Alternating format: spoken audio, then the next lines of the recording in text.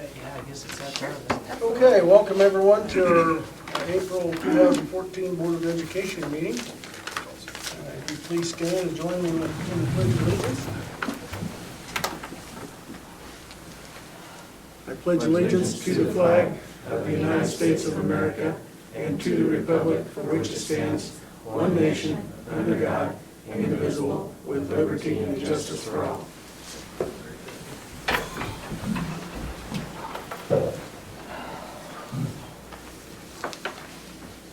Item number three,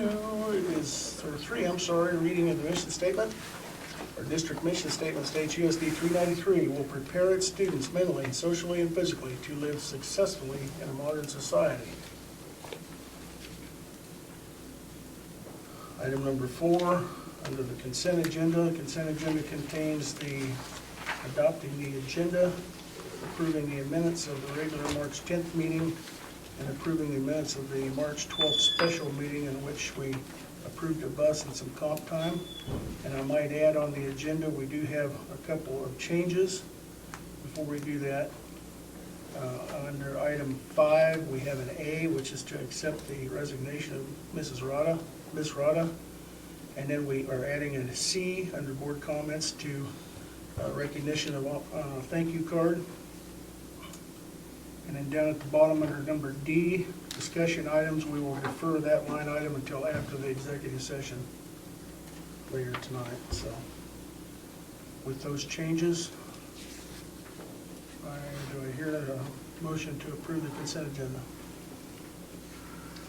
I'll make a motion. Okay, it's Approve been the consent agenda. moved by Denise to approve the consent agenda with the changes. I'll second. And second by Justin. All in favor, raise your right hand. All opposed, motion carries. Under item number 5, presentations, proclamations, and other recognitions. Item number A is the resignation. Yeah, I passed this around. Received that this morning.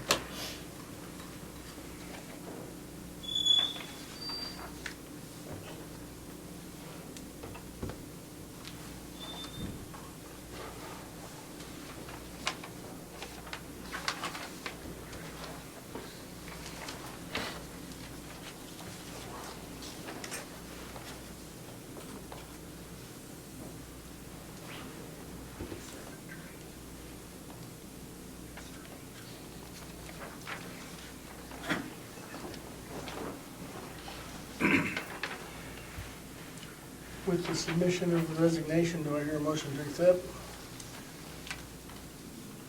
Move that we accept the resignation from Amy Rada. I'll second. Okay, it's been moved by Todd, seconded by Carrie to accept the resignation of Amy Rada.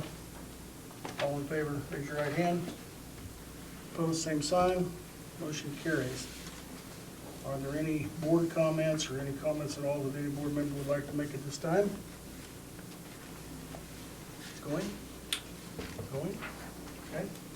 Hearing none, we'll move on to item number C, or letter C. We received a thank you card from Mr. John Peck Jr. and his family. This is he had the death of his mother-in-law and his family, which we sent our condolences, and they sent us a thank you card. We're sure sorry to hear that. Moving on to reports. We'll start out with the superintendent's report. Mr. Boulder. Okay. Lots of things that I could go over. Let me first talk a little bit about Kansas College Career Ready Standards and what we've done with Mrs. Waymeyer. She's been coming quite a bit throughout the year, talking to our staff and getting them brought up to speed on Common Core instruction and the standards. And we just finished. There are three. We just finished the third shift this last Friday, and we started to. She came actually on Thursday, and she, Mr. Dooley, and I went around to several classrooms. Some we couldn't get in, obviously, because of prom decorations going on, and so a few teachers weren't available. There was, I guess, the senior skip day, so there were some seniors that weren't here that day, and some teachers were not busy during the hour. But we caught most every teacher, and saw some good things, saw some instruction that was very much driven by her teaching and what she's brought. Assignments, the higher level thinking skills. In some classes, it was really, really cool to see the things that were being taught, and so that really pleased me, and it just took a lot of time, or basically we took that whole day to just go do that and spend some time and ask kids some questions, ask the teachers some questions. Some, unfortunately, have not moved that direction yet, and it's here, and so we've got to get those teachers really on board and moving that direction. And I wanted to pass out, if you just take one of those, something that we developed Friday afternoon with our Kansas College and Career Ready Standards team. And keep in mind, this is not only administration, but this was some of the teachers that are on that team that helped to create what we look at, or what we're going to start looking for in a lesson plan and the design and the instruction. And we'll kind of go through this one, because some of the things that we saw the other day really followed this, and then some obviously did not. And we really want to get them to this point because we really want to increase our kids' thinking. We want them to do higher level things. And the first one is a literacy objective, and that when a teacher's designing their lesson plan, they should be asking things like, what do I want the students to be able to read, write, speak, or listen to during the lesson?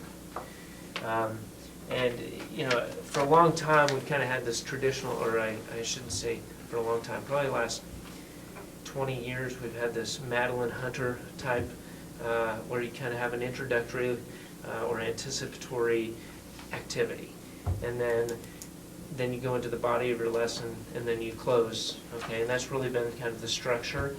This defines it a little bit more. It basically causes the teacher not only to think about what they want the kids to learn, but how are they going to get them to do that. Learning target: how do I want students to know or be able to, or what do I want students to know or be able to do as a result of the lesson? And then the student learning task: what are they doing? When we come to a classroom, what are we seeing the kids do? How many students are on task and doing it and engaged? We haven't talked much about number 4, the instructional rigor, but it was evident in some classes, how whether they're just, actually it's evident in all classes, whether they're just kind of on that knowledge level. Are we memorizing facts? Are we memorizing, is it just knowledge? Or are we asking them to understand it, apply it, analyze, evaluate what they've done, create things? Because as you move from the left to the right with those, each of those is a higher order thinking skill. It just kind of builds. We're going to get to that. There's a new type of Bloom's type. You've heard of Bloom's taxonomy. The new one is this Webb's depth of thinking, and it goes from a little bit different level of this knowledge, understand, apply, analyze, to 4 levels. And I've had the training. It's been a year and a half, but I think our teachers will get a lot out of that training. Instructional planning. So as we go into classrooms, what we want to see in a teacher's lesson is what evidence demonstrates that thoughtful planning has occurred, to promote that student engagement and high-level thinking. And so what we're looking for in those lessons is, do they have interdisciplinary or real-world applicable examples? So how does this apply to life? Why do I need this? Now, I started to think, okay, so how do we, when you get up into calculus and they're dealing with imaginary numbers, how do we apply that to real life? Well, the kids that are in that are going to be real problem solvers, and so it is problem solving. It's figuring those things out, and then typically those kids are going to be headed more towards that math science career and want that information anyway. But with a lot of algebra, you can relate that, or geometry, you can relate those types of things to real world. And I'm speaking about math only, but sometimes I think math is harder when you especially get up into upper level math. But social studies is really easy to relate to real world, the English. So anyway, how do you check for understanding with all students? How do you differentiate your instruction so and you can make sure that all those kids are understanding? And then the third thing that we wanted to focus on is, how is technology, since we're moving towards this iPad initiative, one-to-one initiative, how do we make sure that that's embedded in the lesson?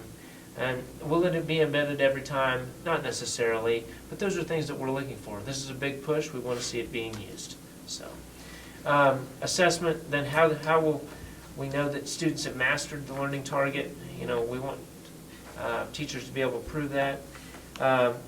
Math practices, and we've kind of focused the math practices on those particular teachers, the math, science, the career and tech ed fields, the health and PE teachers. We want to see those types of mathematical, or some math being taught. And the things that the teachers have said that they want to focus on, their how many habits of mind are there, Dustin? 16? 16. Yeah. 16 habits of mind. We picked 2 that we really wanted kids to focus on. And the first one is persevere. Persevere in solving the problem. A lot of times we see kids, I don't get it, and we give up. And so what we want to really push kids to do is to really try to understand the problem and persevere in solving it. Don't just. And then the last one is to get students to attend to the precision of the task. So we want them to be accurate. So persevere, and so this is. We are also currently creating a classroom observation tool that is designed just around this, that we can quickly go in and be able to see those things quickly, within 5 to 7 minutes assess whether all those things, or what things are happening, and then be able to follow up with the teachers. This is one of the most, I think this will probably help us more than anything in assessing whether our teachers are moving towards that Kansas College of Career Ready standards, and we're teaching higher level thinking skills, because it gets much more specific in what we're asking teachers to do.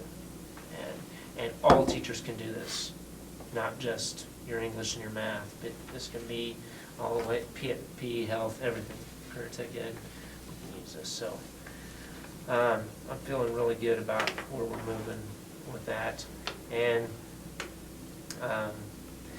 I don't know if you've heard about state assessments and the glitches across the state, and some districts have claimed, well, they're not even going to test.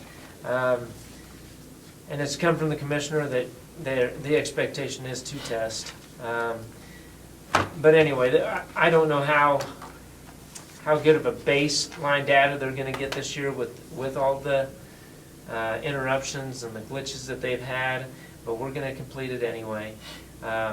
I think it, in a way, I kind of look at it as a way for us to kind of buy some time and really get this implemented and embedded, so that we are really following and teaching the standards. And more importantly than any textbook or the design of any lesson plan is the instruction that goes along with it. And so this really gives us a tool to assess those things. A lot more than the McCrell evaluation tool, which is kind of, do you do this? It's a lot more vague and broad. This allows us to get a lot more specific. I think the breaking down of the failure of the system's probably a real-world applicable example of real life, actually. Right. They all break down sooner or later. Yep. What else? So I just wanted to bring you up to date on where we are with that. Let's see.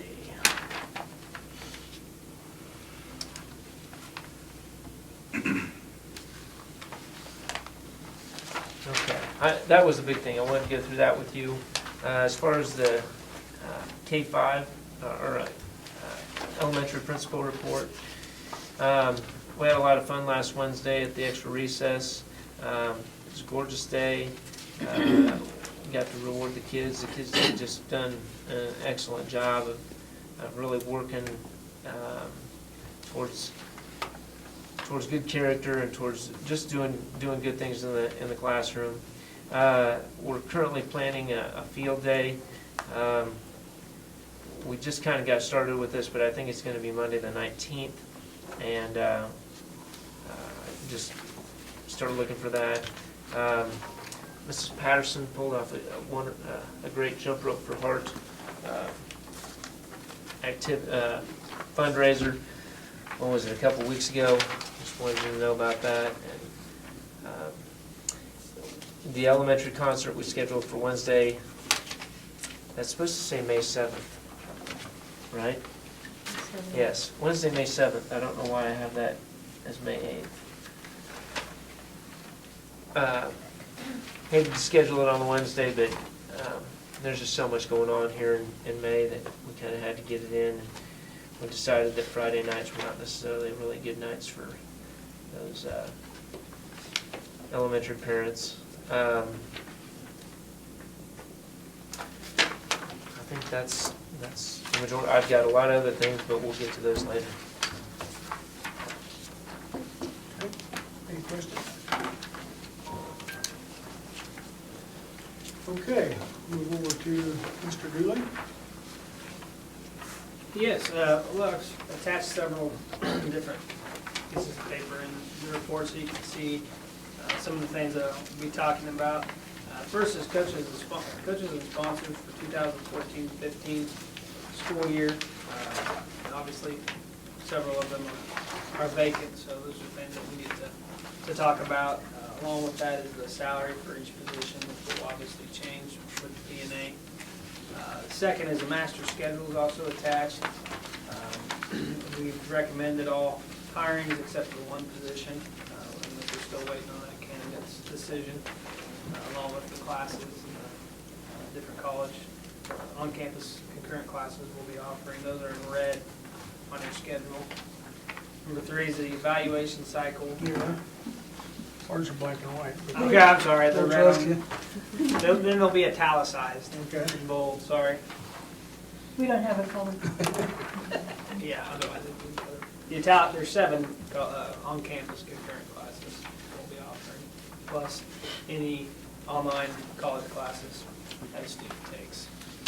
And I've asked my counselor to provide me all the data on the number of students enrolled in CTE classes, career and technical education classes, college on-campus concurrent classes, and online concurrent classes. So I'll have that available at the May board meeting, so we can. We're still finalizing that process.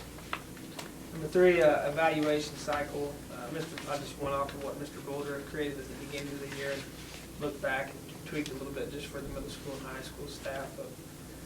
So on that sheet will be, goes through the year 2022-23, teachers that would need to be evaluated twice per year and once per year. Number 4 is the third quarter honor roll for the middle school and the high school. It was also included in your information. We'll be honoring the students who earned honor roll at the Academic Fine Arts Award night on the 19th of May. Job descriptions, Mr. Boldrin mentioned that Mr. Atkinson created coaching job descriptions for all of our coaching positions with the exception of cheer and dance and weightlifting, so we'll need to have those job descriptions ready by the next May board meeting, but we've also included the classroom instructor, classroom, or just a regular classroom instructor job description for every certified staff member, as well as the counselor's job description, which Mr. Boulder will probably tweak a little bit because most of this is middle school and high school information. And then instructional coach job description as well.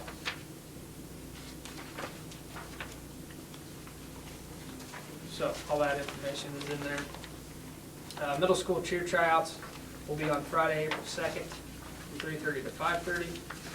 High school dance tryouts were held today, and I don't have the list of the members who made the dance team yet, but I'm sure I'll get that tomorrow. High school cheer squad tryouts were last week or the week before. Sarah Arnett, Lauren Cross, Karis Hilbert, Tiffany Ragsdale, Carly Rowletter were all chosen for the 2014-15 cheer squad, with the captain being Lauren Cross.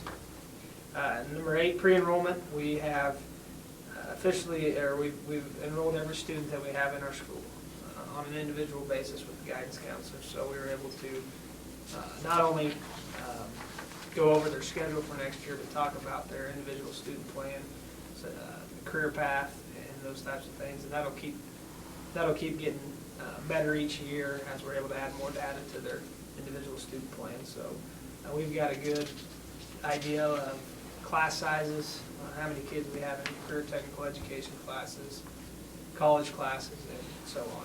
So I'll present all that as soon as we have it all finalized. The student handbook, I'm tweaking the student handbook. Not a lot of major changes. I've got the discipline portion of the handbook yet to complete, and once that's done, it'll be ready at the May board meeting. Will you be able to send that out to us ahead of time? So we Yes, can- I will. Oh, Well, and I I guess appreciate it. one of the things I'm thinking about doing is, I don't know, kind of a little pamphlet that Prana Print can make up, put in the student handbook, the activity handbook, and the random drug policy, kind of in a nice little notebook. And then when we have it all in one spot for parents, we can just have it at enrollment. Next year, the kids will just have the student handbook on their iPad. I still haven't yet decided what we'll do for planners. I'm not gonna spend a lot of money on planners, but not all of our kids will take the iPad home. So it kinda makes it difficult whether to put a planner on the iPad or whether to probably just buy a very inexpensive notebook type planner, because they still need to plan out write down their assignments and those kinds of things. But yeah, I will definitely send that. Number 10, work release. We have kept senior release, but it will be under very strict guidelines. One of the applications included in your packet as well. Student has to work 10 or more hours per week during the school day. The employer has to agree to that, and the guidance counselor will check with the employer on a regular basis to make sure that that student's still working there. Currently, we've only had 2 or 3 students that are interested in doing that next year, so there will be no more seniors staying at home. Number 11, state assessment, as Mr. Boulder said, it has been, it's had its frustrations. We will finish testing students Tuesday and Wednesday, so on Wednesday we'll be done with state assessments at the middle school and high school, with the exception of students who have missed a day that need to make up an assessment, and that we'll do that probably next week, and then we'll be completely done. I'm worried about the scores. We can't offer an incentive, a reward incentive for students who meet proficiency, nor can we offer remediation for students who don't meet proficiency in the standards. And without those two things, sometimes there's not a whole lot of initiative for the student to take the test. So hopefully, we'll have cut scores at a sooner time, so we'll know what our students need to meet this criteria in order to be considered proficient. We can provide those incentives. Prom, we held prom this last Saturday. I thought it went off very well. After prom, it went off very well. I think the kids had a lot of fun. iPad update, we presented it 2 weeks ago. Our sophomores were able to take their iPad home. We had them sign an additional iPad agreement form, charged a $30 fee. At the end of the school year, we'll give them that $30 fee back if they return it in satisfactory condition. Number 14, cheer and dance camp. I've had both the cheer and the dance sponsor ask me about this, so that's something I would like to also discuss with the board, maybe in an executive session about what's been the policy on paying for cheer and dance camp in the past. 15, also additional organizations. We will be adding a business position next year. Therefore, I think it's probably important to add some type of business club that our students can compete in. Also, we're adding debate. Debate's a CASIA-sponsored activity.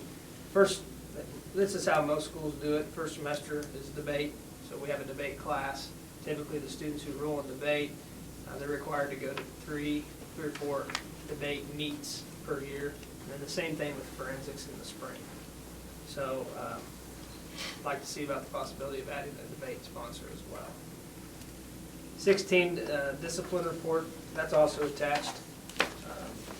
37 office referrals in the month of March. Up a little bit from February, but not down considerably from the beginning of the school year. Track, we had our first track meet on Friday at Concordia. Final examinations, seniors, that's actually incorrect. Seniors will take finals on Wednesday the 7th, Thursday the 8th, not Tuesday and Wednesday, it'll be Wednesday and Thursday. Freshmen through juniors will take their finals on Wednesday and Thursday, the 22nd, 21st and 22nd. Final exemptions, to be exempt from a final, student must have an A in 3 or less absences and a B for 2 or less absences. Student recognitions, we had a regional music competition. Junior Aislinn McKay, Luke Ryan received 1 rating, which is the highest that you can receive for music. The Solomon's Men's Ensemble, the Trumpet Ensemble, soloist Leah Worling, and Bryson Hammond all received excellent ratings. Where's Map Man contest? We had a student, 8th grader Samuel Yonkers, entered in the Where's Map Man contest held by Scholastic Magazine. He had to answer 10 questions and draw a map, which is on the very last page of the report that I printed off for you. And he won first place in the national competition. He won $250, and his map was to me was pretty amazing, a lot better than anything that I could create.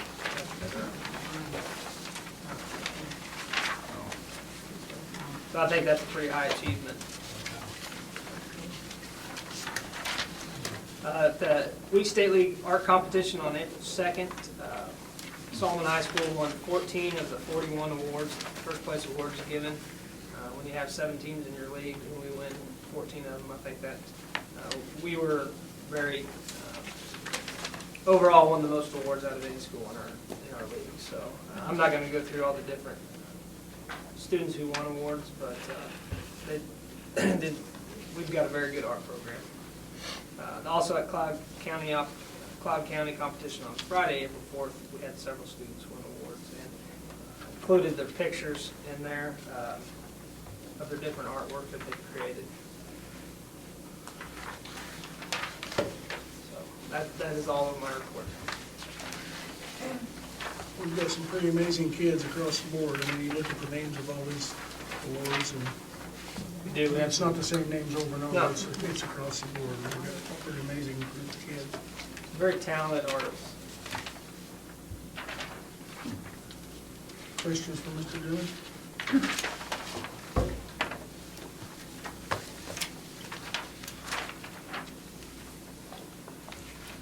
On the iPad, the $30 fee. Did you have any resistance from that, or? Nope, none. Okay, good. I did have one email about the parent, but when I told her that we were returning the $30 fee, she was fine, which I understood. She wanted to know if that $30 would roll over into next year. She was under the assumption we were going to keep the $30, which I just told her we'd give it back, so in essence, it could roll over into next year if she wanted it to. Any other questions?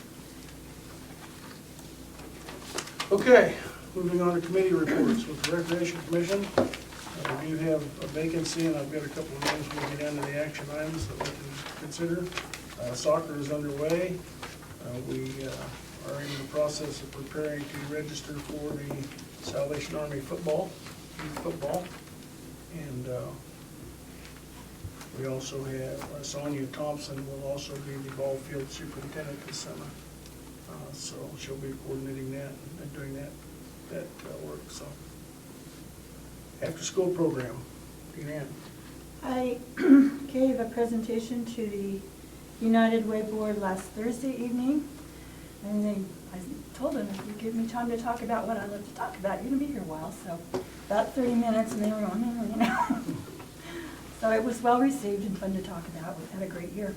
Our butterflies came today from California, so we were busy getting them ready and in their feed and little cups, and then they'll all have names, of course, and they'll move to their butterfly house and out to the wide open spaces at some point when it quits snowing and raining, I guess.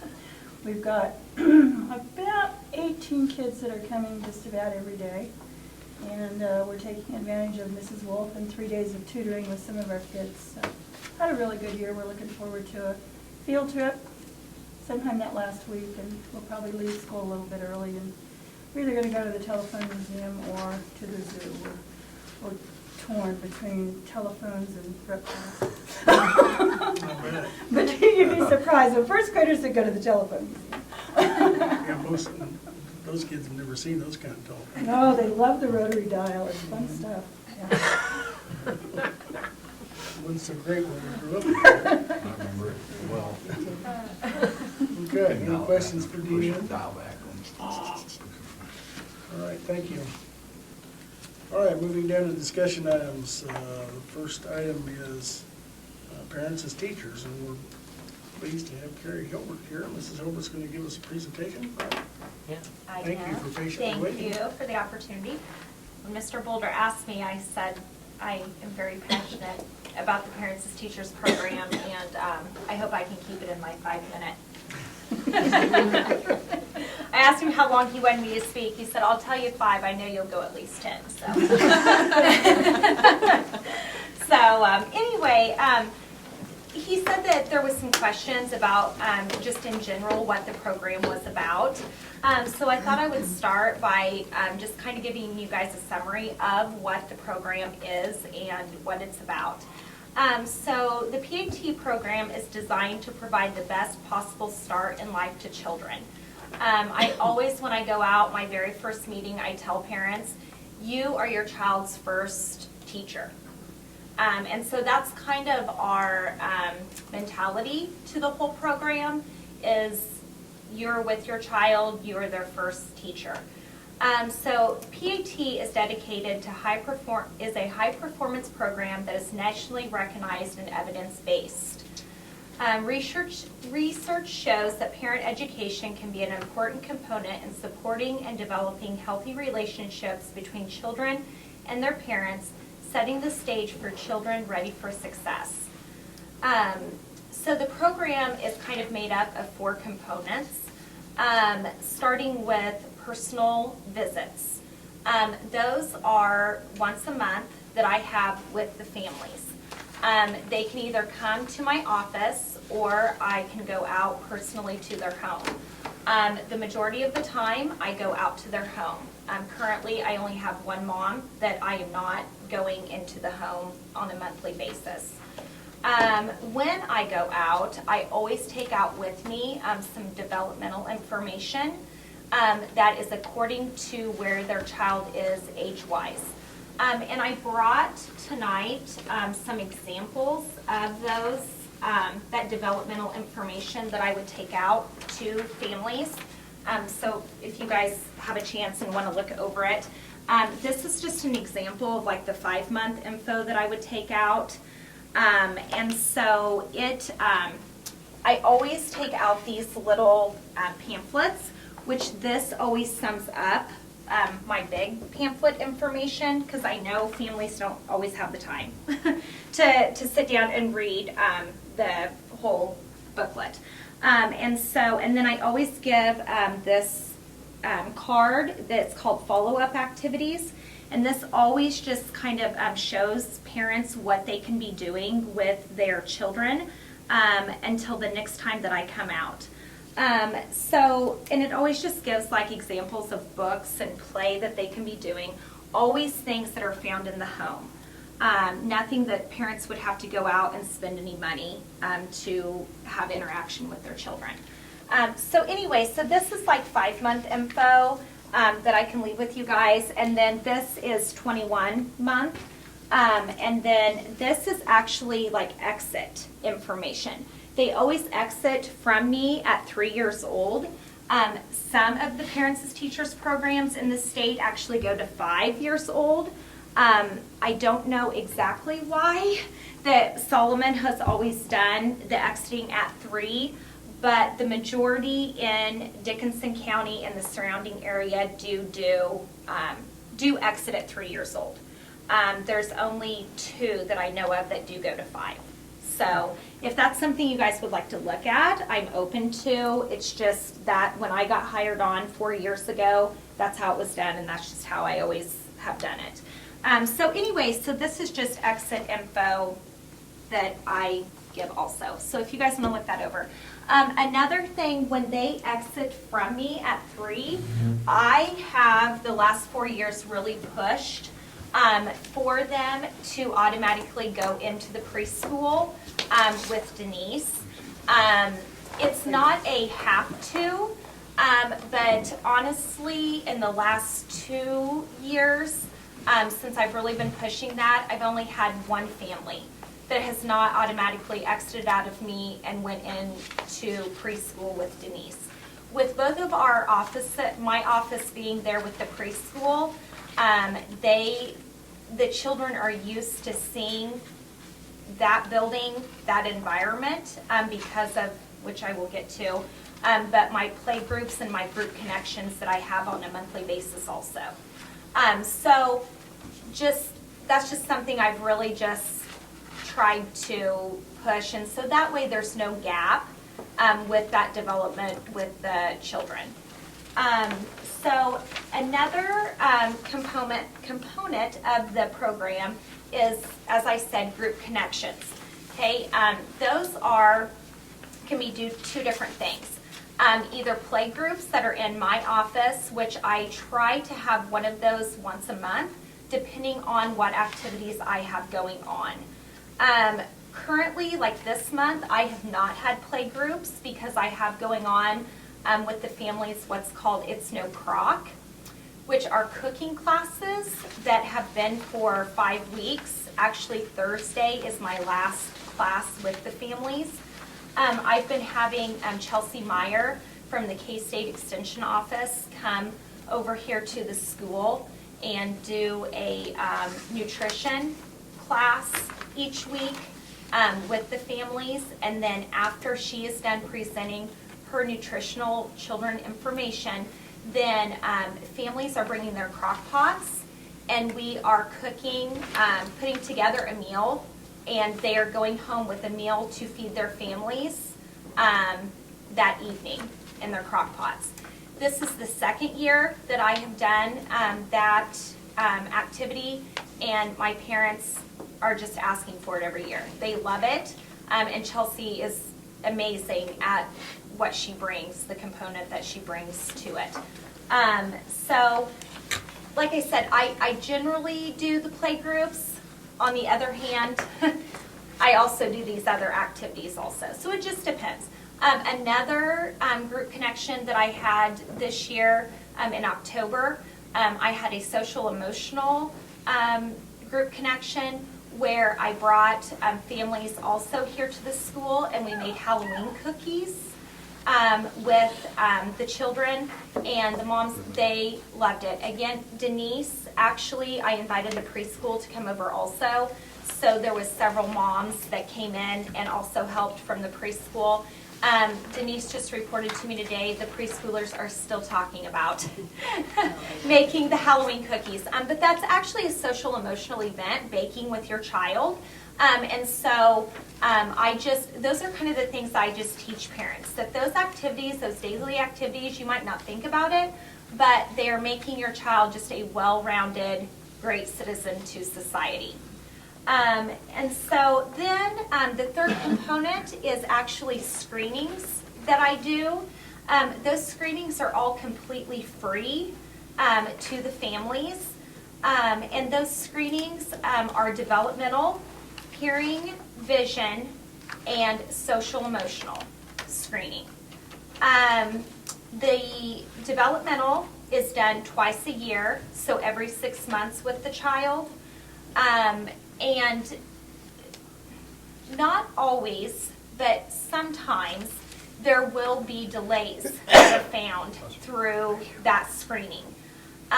When that happens, I actually connect the family with OCCK, Infant Toddler Services in Abilene. And then they contact the family and start going out twice a month and getting the child caught up on whatever that developmental delay may be. The majority of the time it's speech. Currently, I have 10 children in the program that are receiving those services through Infant Toddler in Abilene. So the numbers are honestly the highest they've been for me in the last 4 years. They keep creeping up.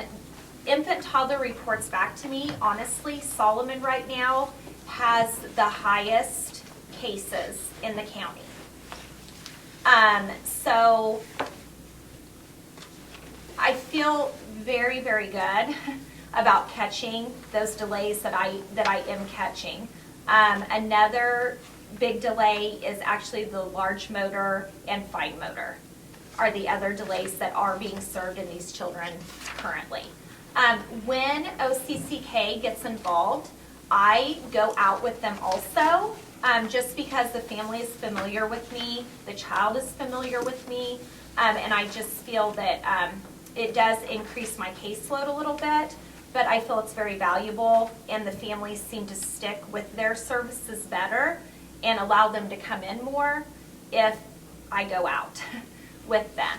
And so then those children that I discover, actually then also that transfers into the preschool also, and these families meet with the school district, with Mr. Boulder. Mr. Boulder's been in several this year.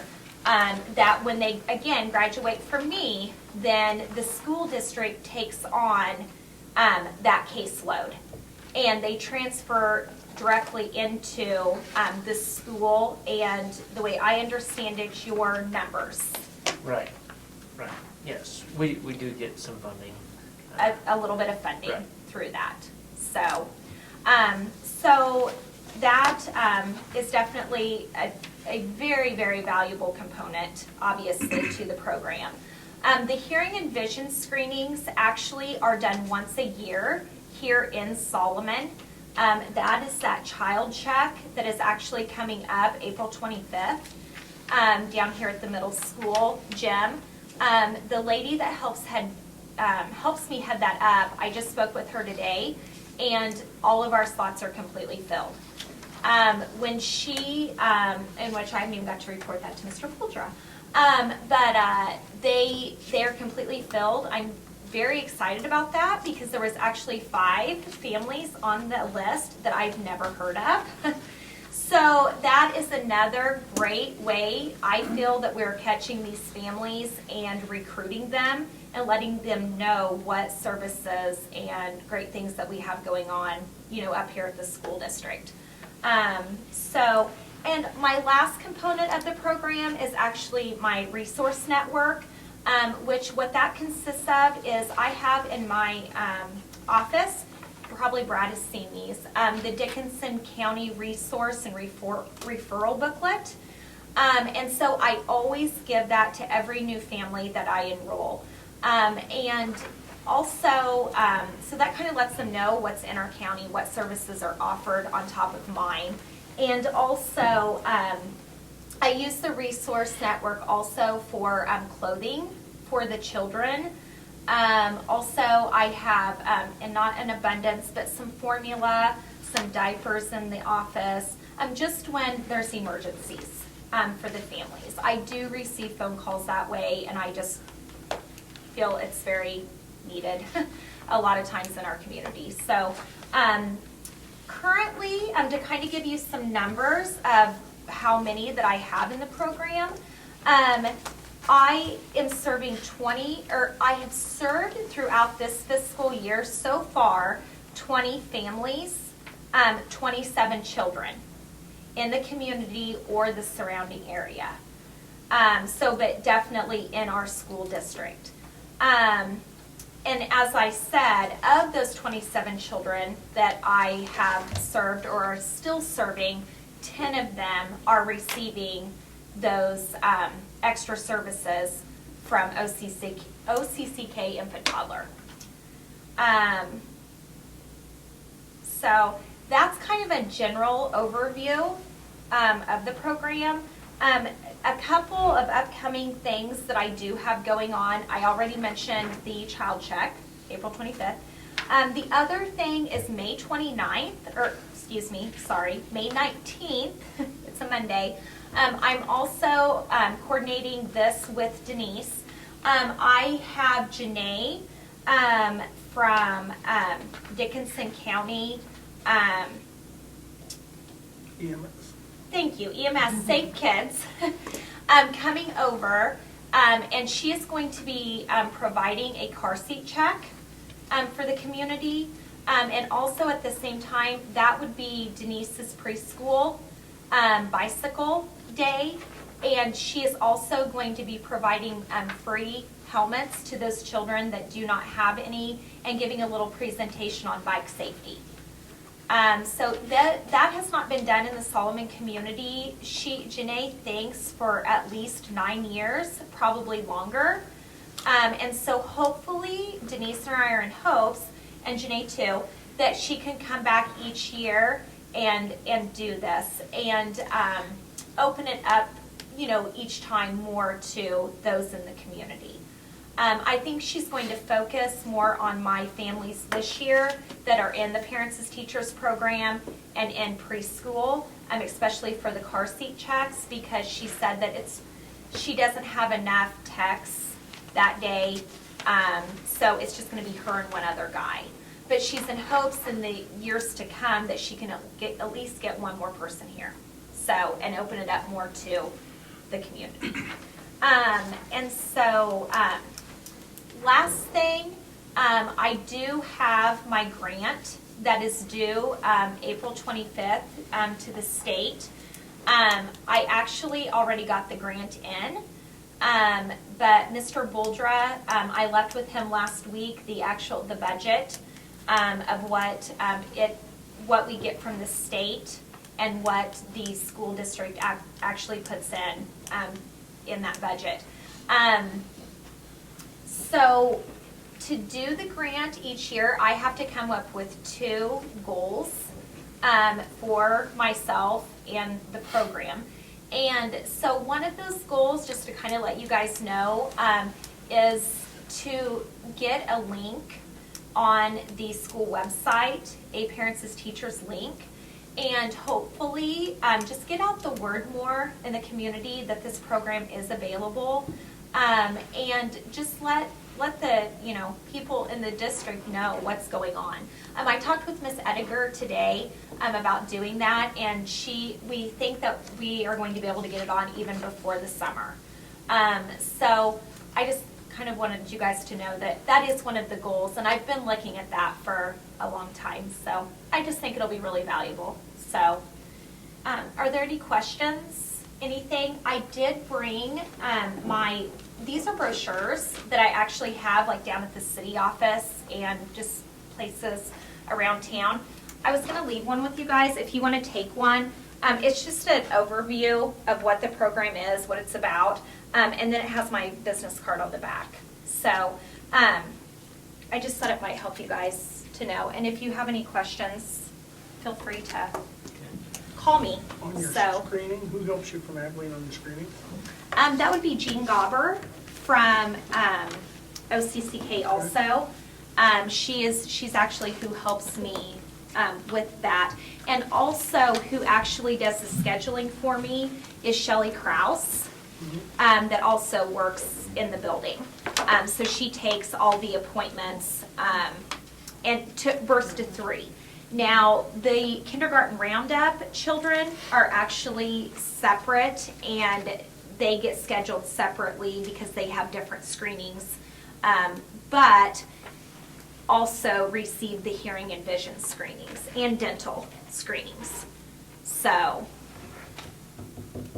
And we're gonna do that April 25th. April 25th. With the kindergarten roundup, so Mhm. Carrie's helping to plan that. So. And the screening is actually going to be 8 to 2. That's because the specialists that come out, one actually comes clear from Topeka. And so in order for it to work, we're going to try really hard next year to at least get it to 3. 9 to 3. Yes, 9 to 3 instead of 8 to 2. I just think it, and I asked them last year, but we're just really, in hopes we can really get that this next year. So we'll see. But the child checks are countywide, but this will only be the second year for Solomon being on that list. So I was a huge advocate to Solomon is in Dickinson County. We need it here. And actually last year we caught 3 children that needed, had vision issues already and received glasses. So, I mean, that's a pretty high number considering that we had about 15 come through. So, and again, just the value in those children being able to see and develop before they even hit preschool. So.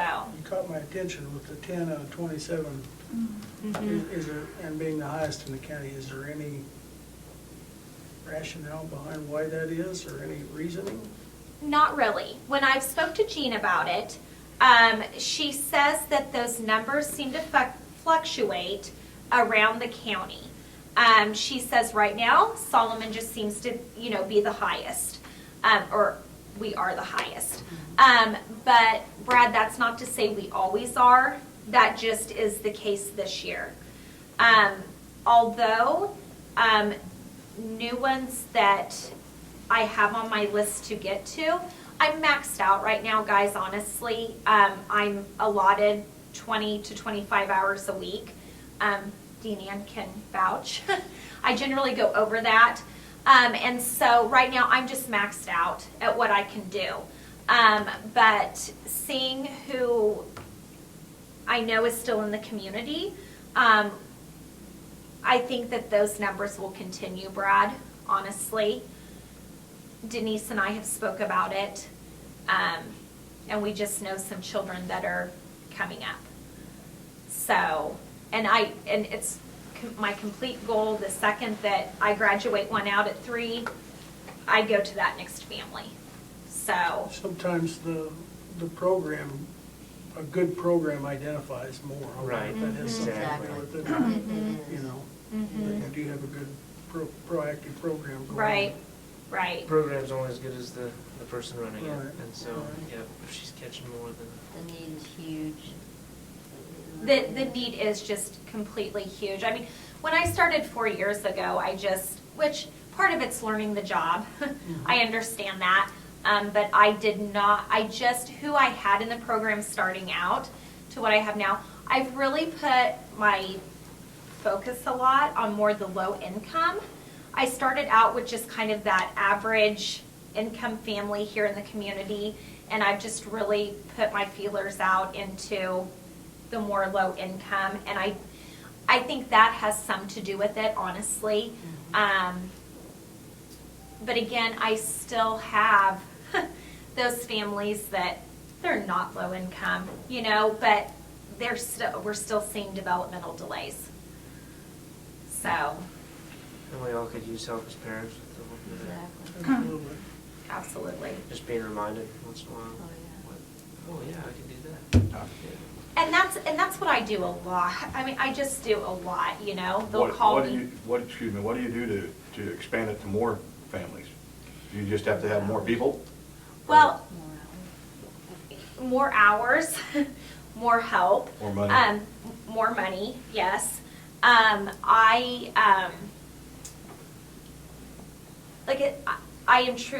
My phone is constantly ringing. I mean, you can see, I mean, I have my personal cell phone number on there.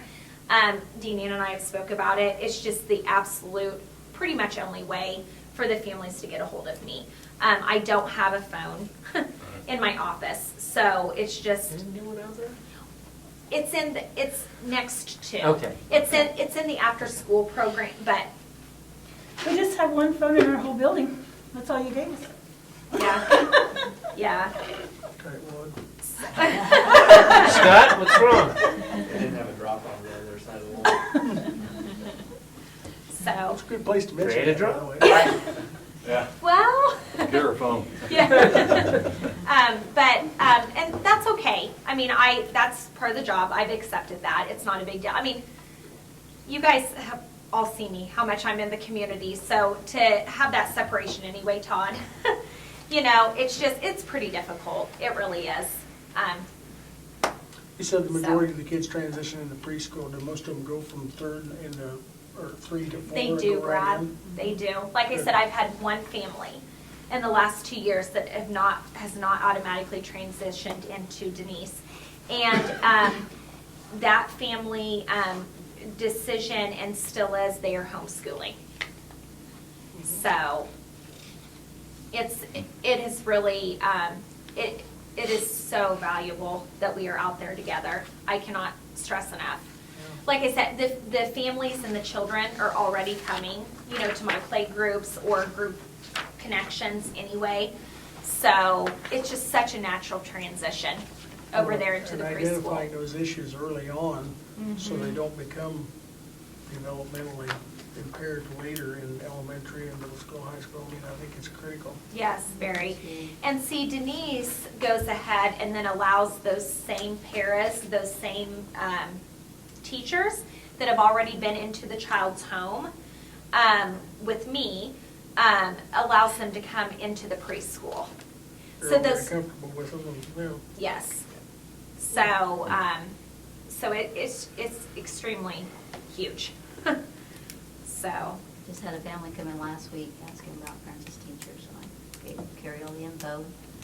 Got 'em enrolled 2 days later. Several times a year, they'll tell me what size clothing they need. I pass on to Carrie, Carrie carries me clothes, I pass it to families, and that works out pretty good. yeah. And we're tracking Carrie's numbers in her 0 to 3 program through the kids' collections. So her children, we can look back now and see her kids all the way through school and see what kind of services they receive, what their scores are, how it's benefited them to be in those early education programs, because we start them now at 0 in the kids' collection program. Parents as Teachers has their own database now that is connected to the kids, and it's called Foundations for School Success. And so I don't get the opportunity to enter every single one of the children that I have in the program because Mr. Boldra, kind of, if you want to step in, I don't know. No, go ahead. We have some concerns a little bit about, and so parents have to write off, saying it's okay to enter their child's data into that Foundations for School Success. So that's what Deanie is talking about there. Those children but if they are identified with a delay, they automatically go into that Foundations for School Success.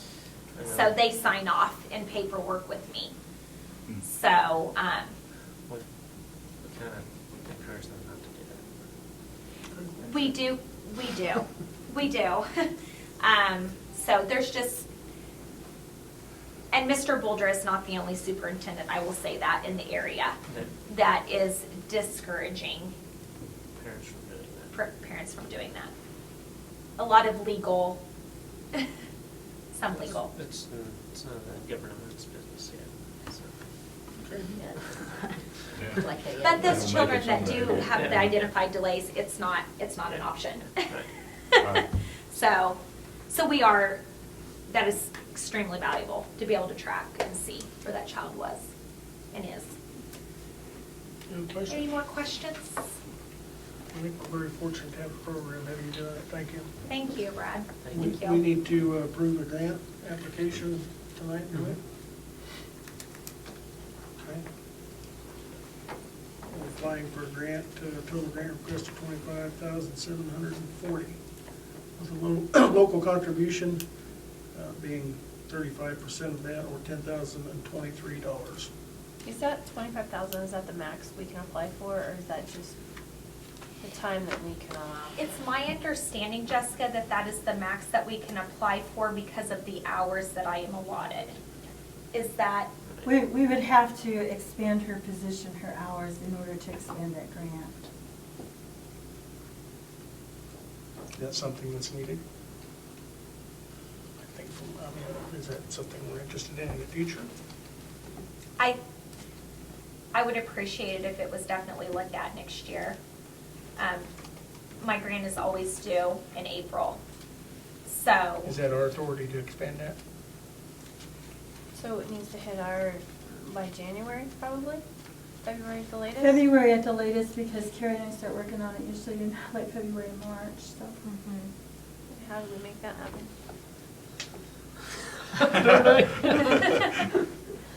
We wait I mean, on it This to go under. is probably the best bang for your buck going there, because Oh, you're yeah. only putting 35% into it of local effort. And it's so critical. Absolutely. Huge, it's huge. The rewards are not obvious. It's not something tangible you put your hands on, but it's, Well, and then if they Far are, more if they are valuable. identified, they get into the kids system and we get funding for them too. So we'll probably get more money back than just What what it you're shows. seeing. Exactly. well, at the right time next year, make sure you remind somebody. Okay. Yeah. Okay. We need to I can discuss that. definitely, yeah, Stay absolutely. on top of it. Yeah, I would love to look at it, because I know that there are definitely more families in the community. Like, I just, yeah. And not all communities or school districts have that. I mean, it's a, Yeah, I think I mean, we're it's- a big bonus for us. it's- Well, to I think have. it's a selling point too for our community and our Yeah. district, if we can start them at 0 through preschool up. Yeah. Okay, I would move that we approve the grant application for parents as teachers for $25,740. I'll second it. Okay, it's been moved by me and seconded by Jessica and Denise. You make a choice. All in favor, raise your right hand. All opposed, same sign. Motion carries. Thank you, Carrie, for Thank your you. time. Thank you, guys. It's Thanks. very informative, so. glad we stuck to that 5 minutes. It only seemed like 3 or 4. 5 minutes. She probably had 20 more to go. Thank you, guys. Thank Thanks you. for your time. Yes. Okay, moving to item B, approval of bills. You guys all have your packets. We do. I didn't have, I would just kind of encourage you to kind of quickly go through this. There really shouldn't be, there really aren't any surprises. There really isn't a lot here. Obviously, the expense budget report kind of shows you what's remaining in terms of all those funds. Obviously, in some, there's quite a bit left, and in others, we've had to go over, so we'll just kind of adjust our budget accordingly next year. With the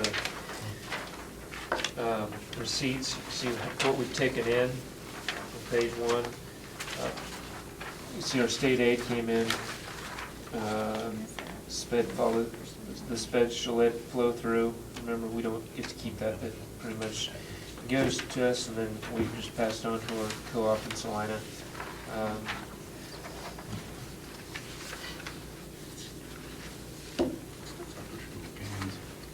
I'm sorry? I was just reading after-school cans. Oh. We have some community members that save and recycle the cans and bring in them. We love them. Yeah. Here's a little bit All of that- help. That's yeah, right. All that little bit.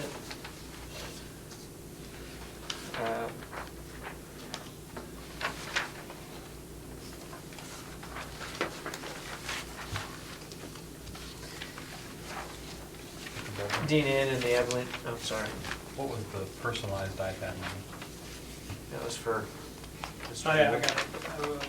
I had an iPad 2, gave it to Scott. Okay.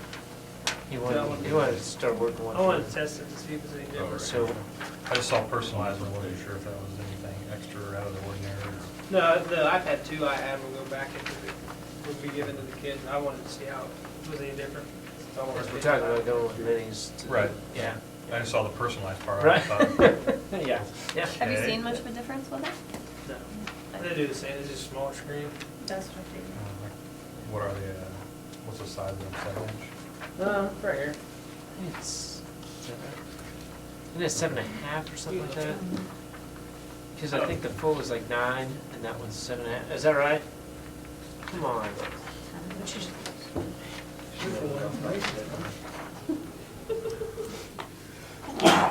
Yeah, I don't know that mini's an accurate description because it's really. What I found, tiny. what I like about it is that texting on your phone, it's a lot easier to, you can almost text with it Yeah. instead of with the bigger item. So I think it'll help our kids, our high school kids type faster.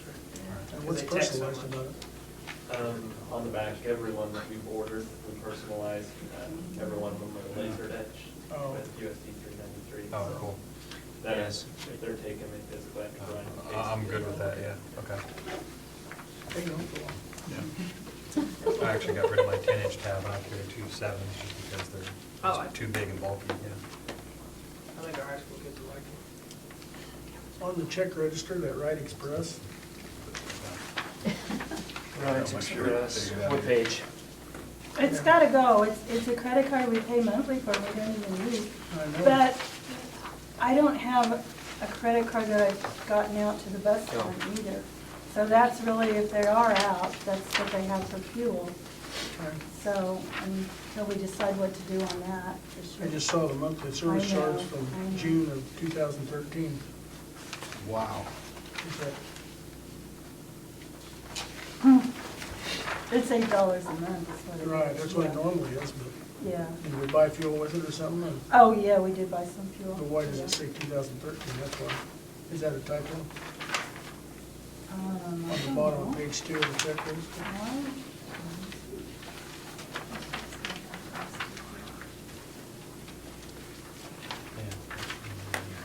It says PO date 6/25 of 13.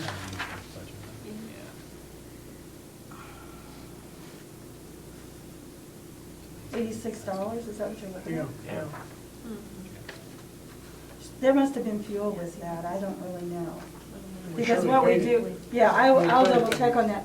But what we do is we encumber, in the past, we've encumbered that $8 for the whole year on one PO, and then it's just paid out every month. But I'll double check with Beth and see if there's fuel charge or something on that.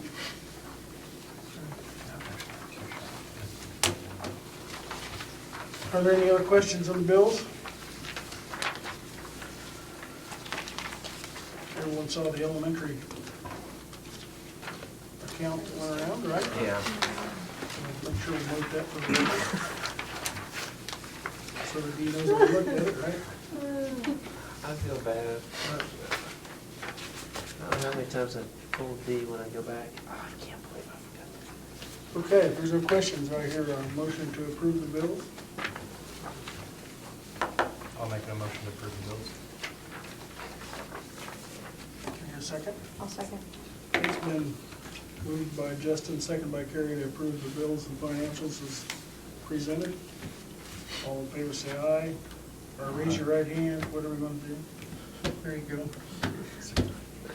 Opposing, same. Motion carries. Next item on the agenda is discussion of the new financial bill. I'm going to pass this around. There's more than the finance bill attached to this, so be patient. We'll walk you through this.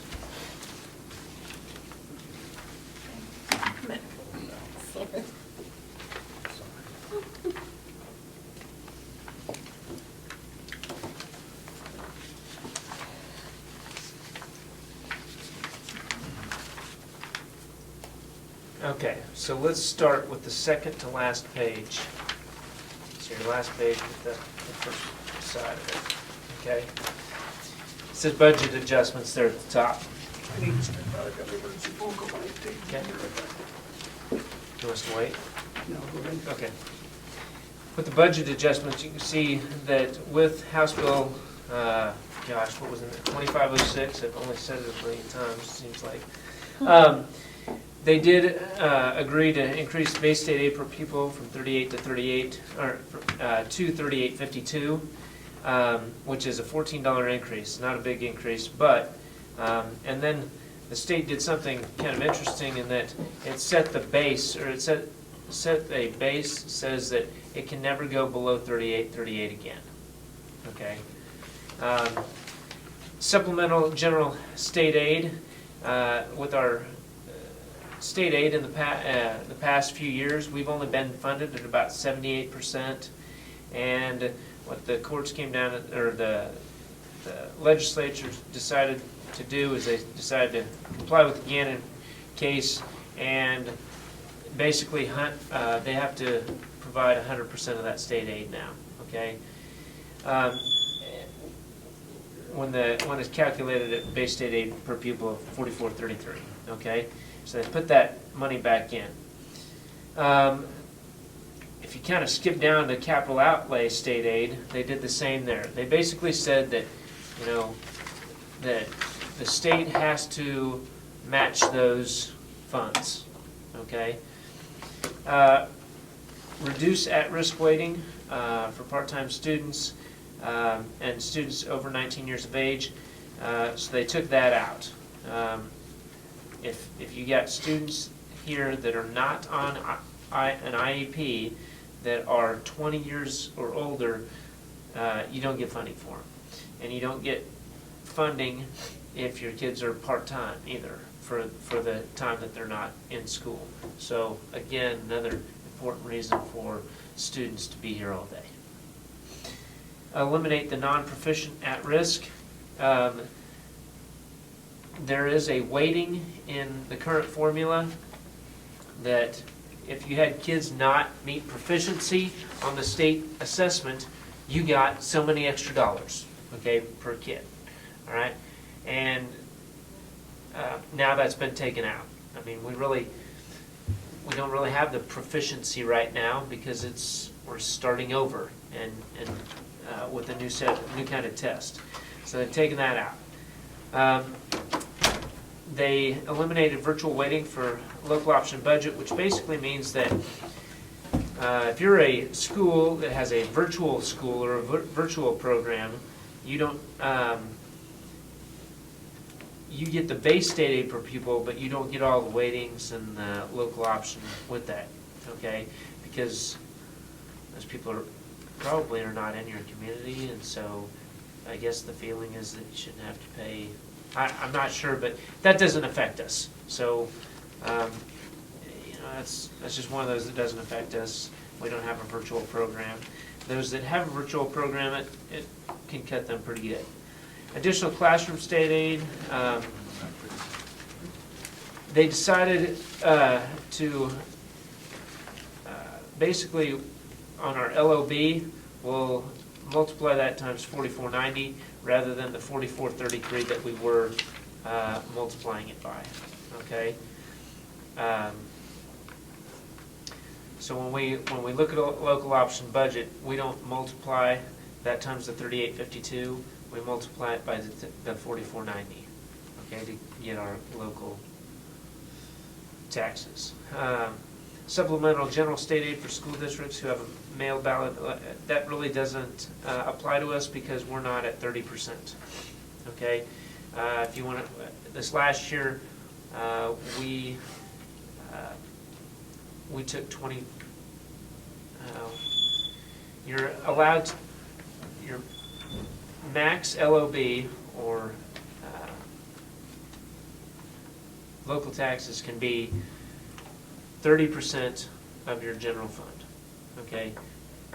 Currently, we don't take all of it, okay? That's not where our mill levy is at. We're only taking about 26%, okay? 26% versus the 30, okay? So we're not at that 30%, and I'm glad because that gives us flexibility. If you're at that 30%, you basically lost all your buying power.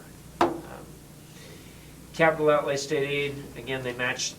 They said that they're going to match that, and so basically they're putting 126 million back in to schools next year.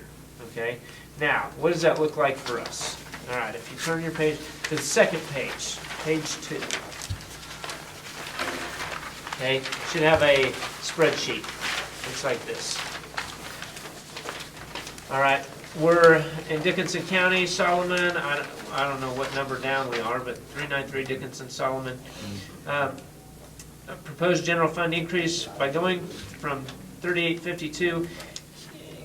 Remember, keeping in mind that this is going off if we stay the same with our enrollment, stay the same. Okay, so that's what this is going off. Right. All right. With some of the weightings, we should increase 8,500. I'm not quite sure how they figured that, because if you take 320 kids times $14, that doesn't come out to 8,500. It comes out to about 45. It's times the 700, it's times the, Help me out with that. It's times what? with all of the weightings on the at-risk, the transportation It's- weighting. Okay, all right. that, It's times that. Okay. $14. So again, there are some weightings figured into that. Column 2, proposed at-risk reduction. Again, this is that group of, because our at-risk has gone down, and they reduced that a little bit. We're looking at losing about 1,700 according to that. Proposed non-proficient. This is, you know, how we got money for those kids that were not proficient on the exam.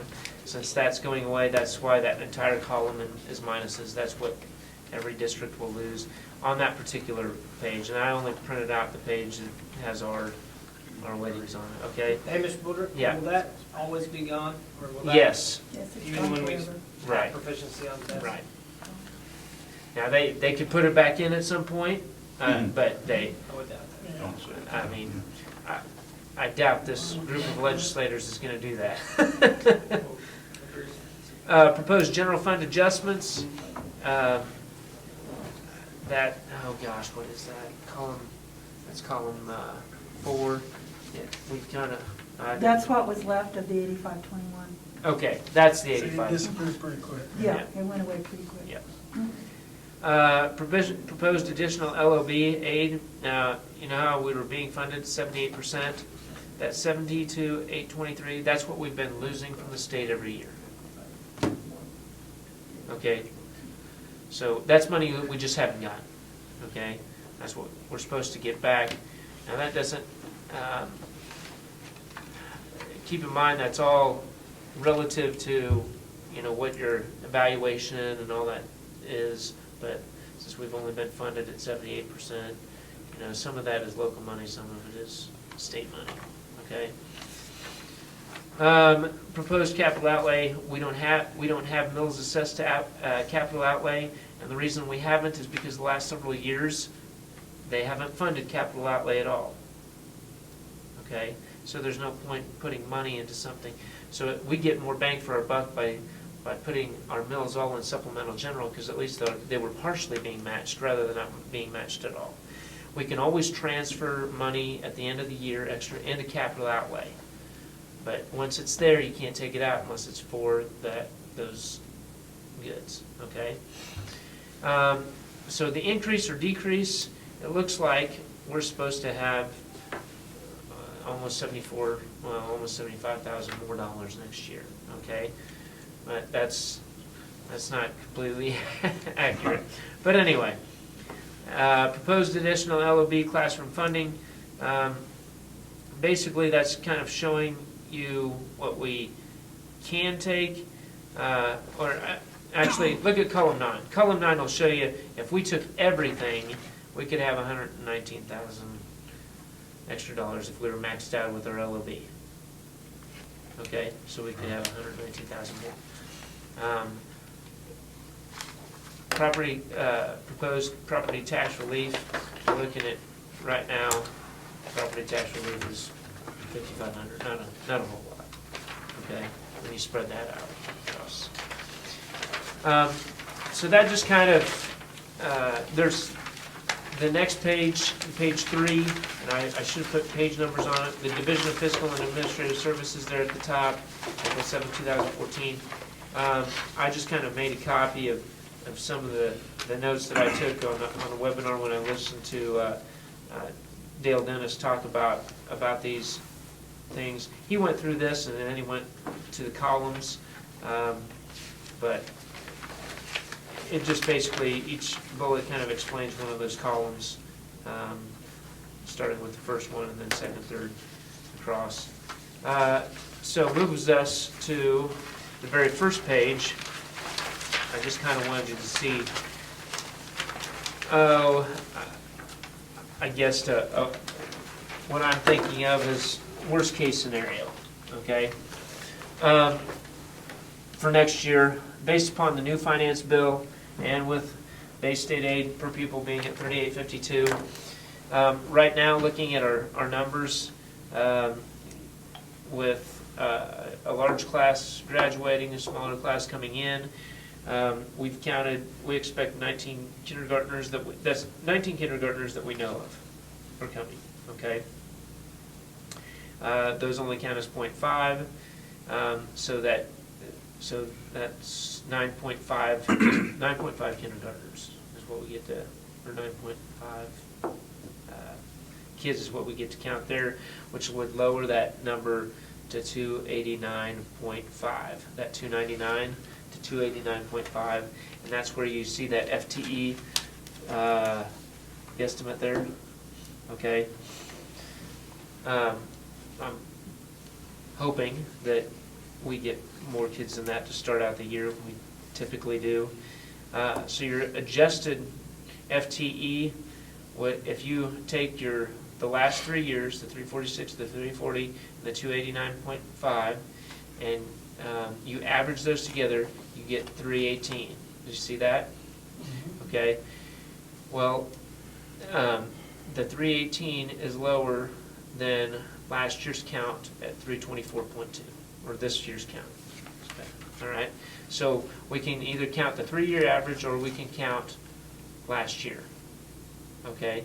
So this would be, it'd be in our best interest to count last year's numbers. Okay. And so then that's what we're working from, 324.2.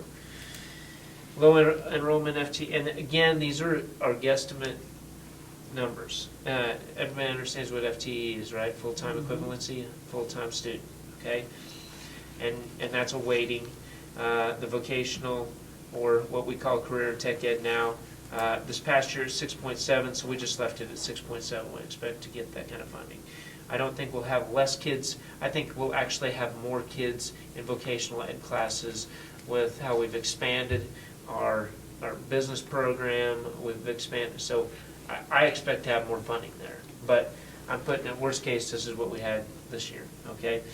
At risk, FTE, right now, we've had, this year we've kind of had some more low socioeconomic, we've had more of those kids move out than in since September 20th, okay? And you get more funding for lower income, okay? So that's a guesstimate, that's about a, I don't know,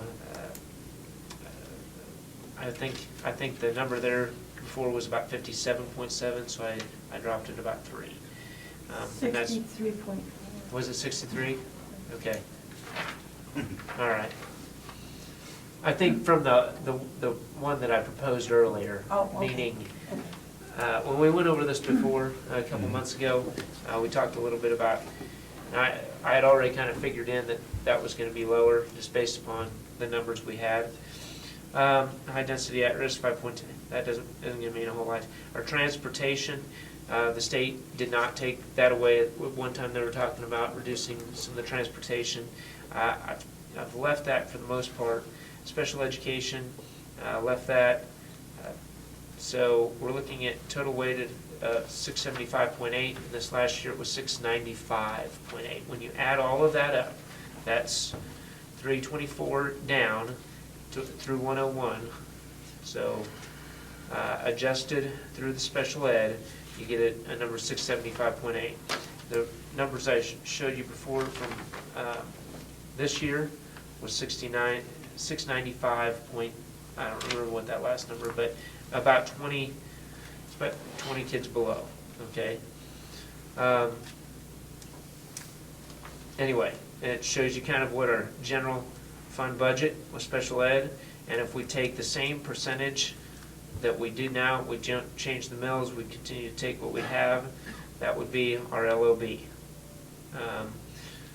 And then if you add those together, that's your budget for this year, okay? Or this next year. That's provided these numbers are 100% accurate, and I don't think that they will be. If you look at how that compares with our current year, the one that we are in, you can see the difference in the overall budget is a difference of $154,000, okay? You keep in mind some of the things that we've spent money on this year, that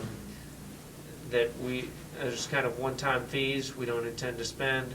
It's a difference of about $28,000 less, okay? And what we're gonna really have to work with.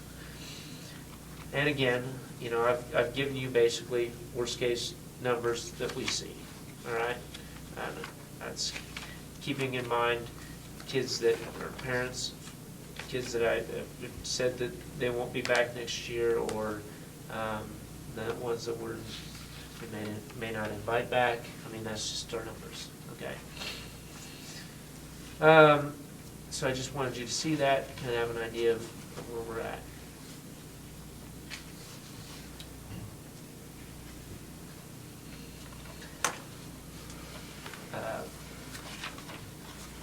I would recommend, you know, with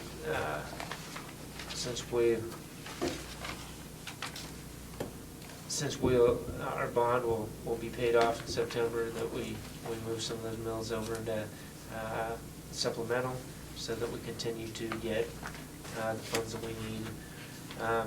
Keep in mind, we really haven't decreased staff. We really haven't. We've added a business teacher, but we're not replacing Mrs. Wolf as she exits, or as she retires. With one counselor next year, not replacing her, but going with an assistant principal. You know, those don't completely match up, but you know, we really haven't.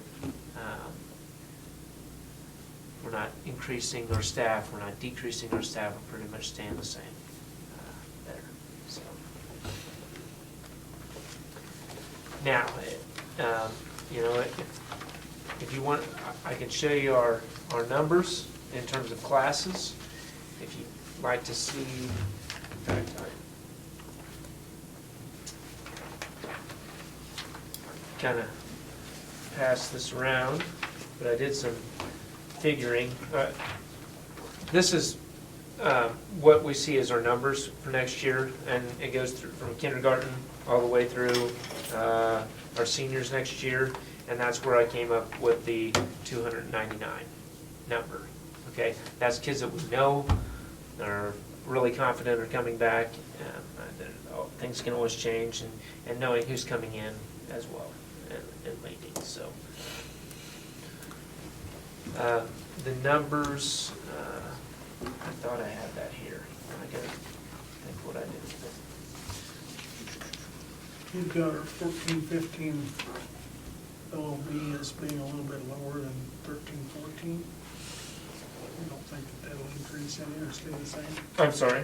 On the 14-15 local Yes. property taxes, you've got that a little bit lower than what it is this year? You think that will go down a little bit? or- Let's see.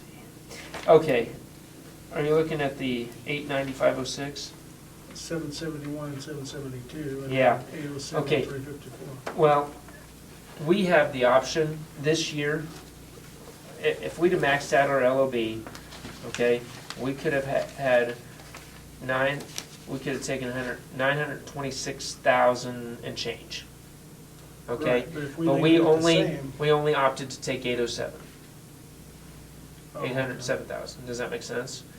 So the 807 is about 26% rather than the 30%, okay? That's And based so- on the mill levy though, Yeah, right? Right. But So at the same mill levy, you don't think that'll increase with our valuations? it probably will. I just went worst case scenario.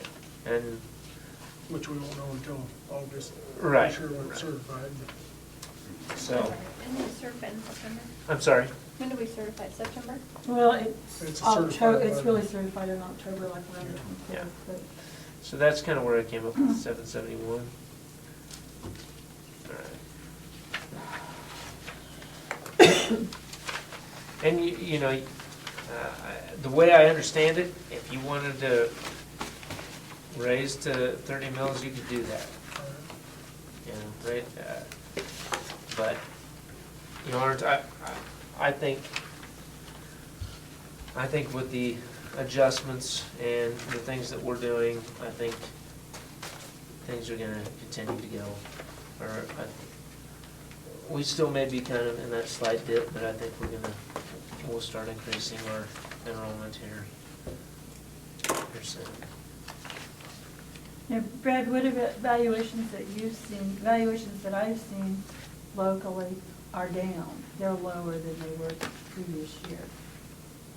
But the only ones that I'm seeing are the ones at school, so, and they were quite a bit lower. across the board, I've heard that they'll be up. But they'll be 4 up. to 6%. 4 to 6, okay. So Right, between the right, three because counties, they we ought to agree. be, okay.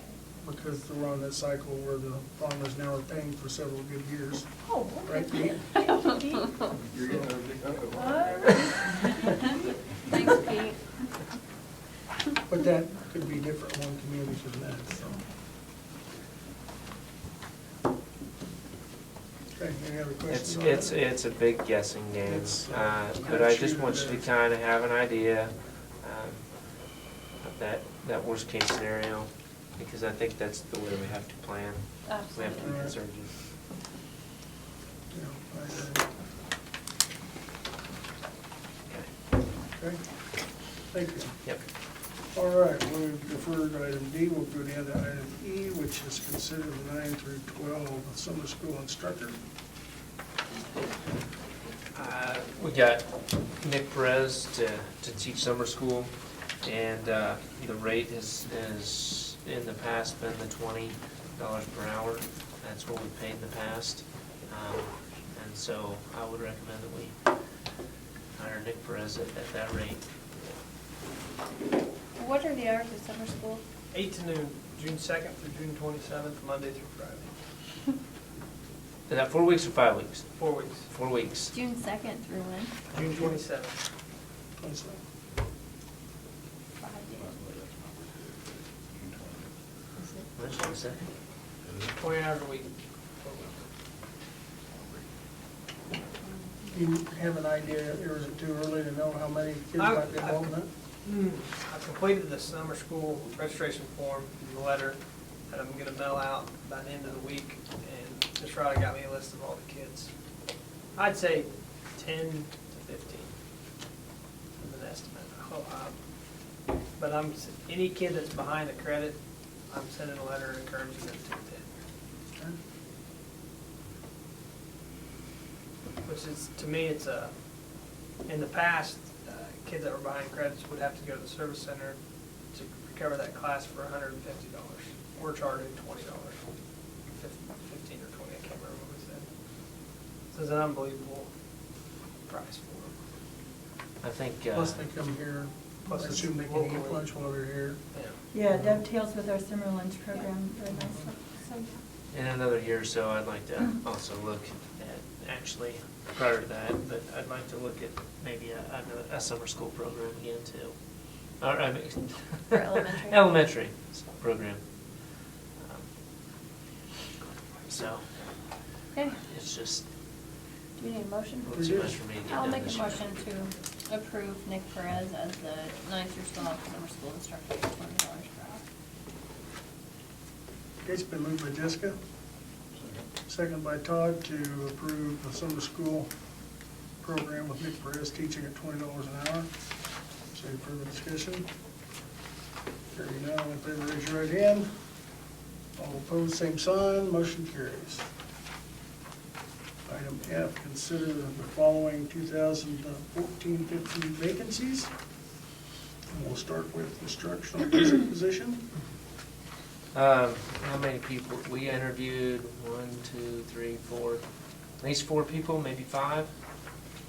I think we did 5, Music, instrumental and Maybe. vocal probably 5 or combined. 6. Yeah. And we were just really encouraged by Caleb Smith, who's a local, and his overall personality and approach to the program and knowledge. His senior year, he was under Mr. Montoya. Said that really spurred him into that field. He liked it before, but Mr. Montoya really kind of, anyway. And he just I think has that little something extra to build the program back to where it was, and so I would recommend hiring Caleb Smith. Is he been teaching somewhere now? Or? He actually thought about applying for the position last year, but he said his wife was finishing up her master's at Wichita State, and it came open again. I want to get his name in this time. What is he teaching? No, Oh, no, no. okay. In fact, actually, right now, he's been manager at Target, I think, for a year, maybe 2, which was also another attractive thing. He was able to talk a lot about just dealing with people, a lot of different people. I think that could be a real advantage.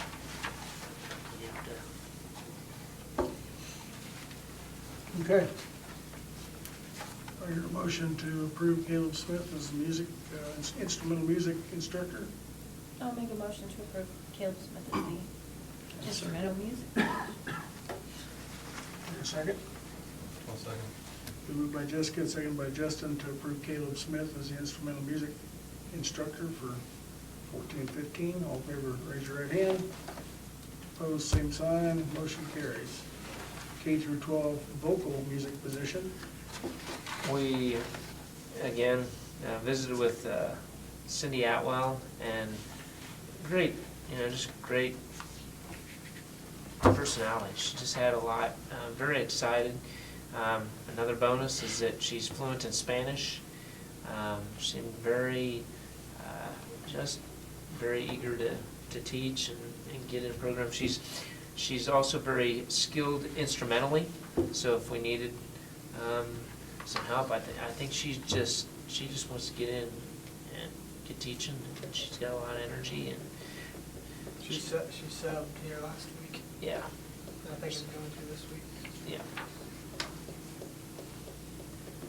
The fluency in Spanish is another kind of important.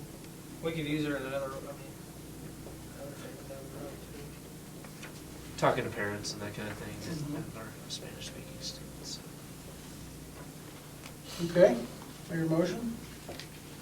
I'll make a motion to approve Cindy Atwell for the K-12 vocal position. local music position. I'll second. Been moved by Jessica, and second by Todd. All those in favor, raise your right hand. It was a tie, so opposed, same sign. Motion carries. K through 12 counselor position. Let's see, interviewed about 4 or 5, including Ms. Rhonda. And Ted Long has some experience both at the elementary, he's been an elementary counselor the last 2 years, and he's taught at the high school level. And we just came highly recommended. When we interviewed him, and that was Mrs. Gant and I that interviewed him. Mr. Dooley was not able to be in on that one. But just saw a lot of experience, a lot of motivation, knows it well, and so we just think he'll be able to handle K through 12,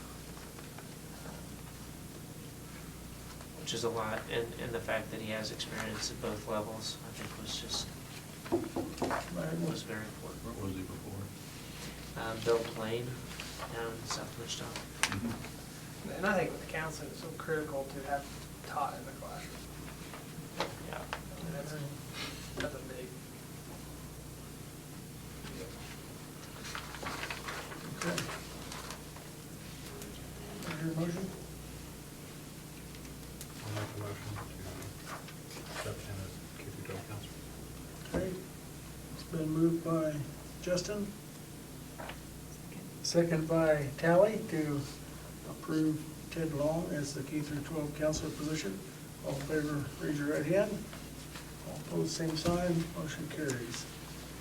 Middle school language arts position. Mr. Dooley and Mrs. Edgar handled most of the interviews for middle school language arts position. I'm going to let him speak to that one. We had two very good, well, we interviewed four people for the position, came down to two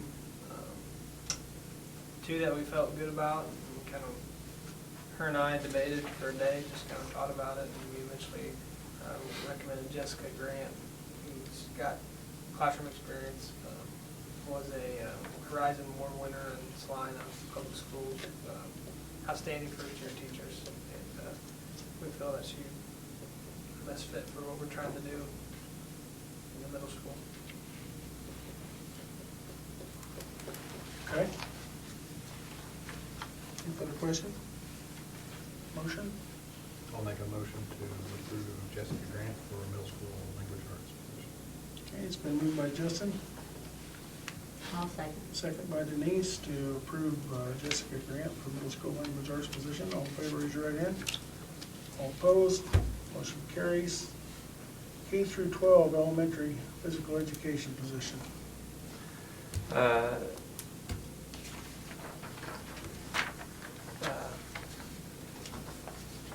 Kelly Cope, she showed, she got a lot of experience.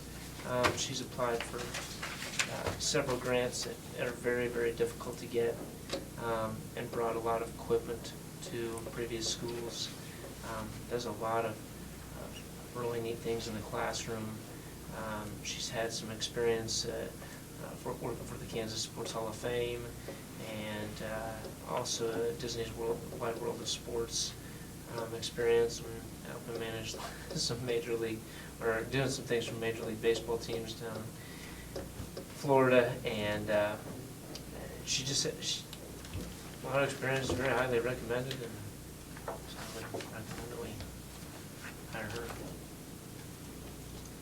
I'll make a motion to hire Kelly Cope for the K-12 elementary PE position. I'll second. Okay, it's been moved by Jessica and second by Carrie to hire Kelly Cope, K through 12 elementary PE. All in favor, raise your right hand. All opposed, same sign. Motion carries. Last item on that category is the head girls basketball coach. I understand that Pete's no longer interested, so recommend we hire Justin Cope. He's got some experience, and he really wants the opportunity to work with not only the high school boys, but also high school girls. Met with everybody, so. My understanding, he had coached girls Mhm. before, girls basketball. Okay. Any further questions? Motion? Make a motion to accept Justin Cope as head girls basketball coach. Okay, been moved by Justin, Second. second by Jessica to hire Justin Cope as the head girls basketball coach for 14-15 school year. All in favor, raise your right hand. All opposed, same sign, motion carries. The next item, G, is to consider appointment of a Recreation Commission member to the Solomon Recreation Commission. Last Wednesday night at our meeting, we did have two people that had expressed to members that they would be willing to serve in that capacity. The two names that I was given, one first is Kyle McCook, who lives here in town. The second is Calvin Davis, who I understand lives in New Cambria. So I'd open it up for discussion if there's any. I think Kyle works down here at the bank, and I'm not sure what Calvin does, or they both have kids in the school district, I believe. I don't know if Kyle's has started school. I think his might be smaller, yeah. Yeah, Yep. they might. Preschool. Colean's in Okay. kindergarten. I Kin- had, I in have the kindergarten other one this in year? preschool. They're Yeah, up I had and him in comers, preschool. yeah. Real, very nice family. I don't know the other family, but Kyle's very, very, very good guy. Very nice guy. So I was really glad that we had a couple of people that were willing to step up, so, That's a 4-year appointment. yes, correct.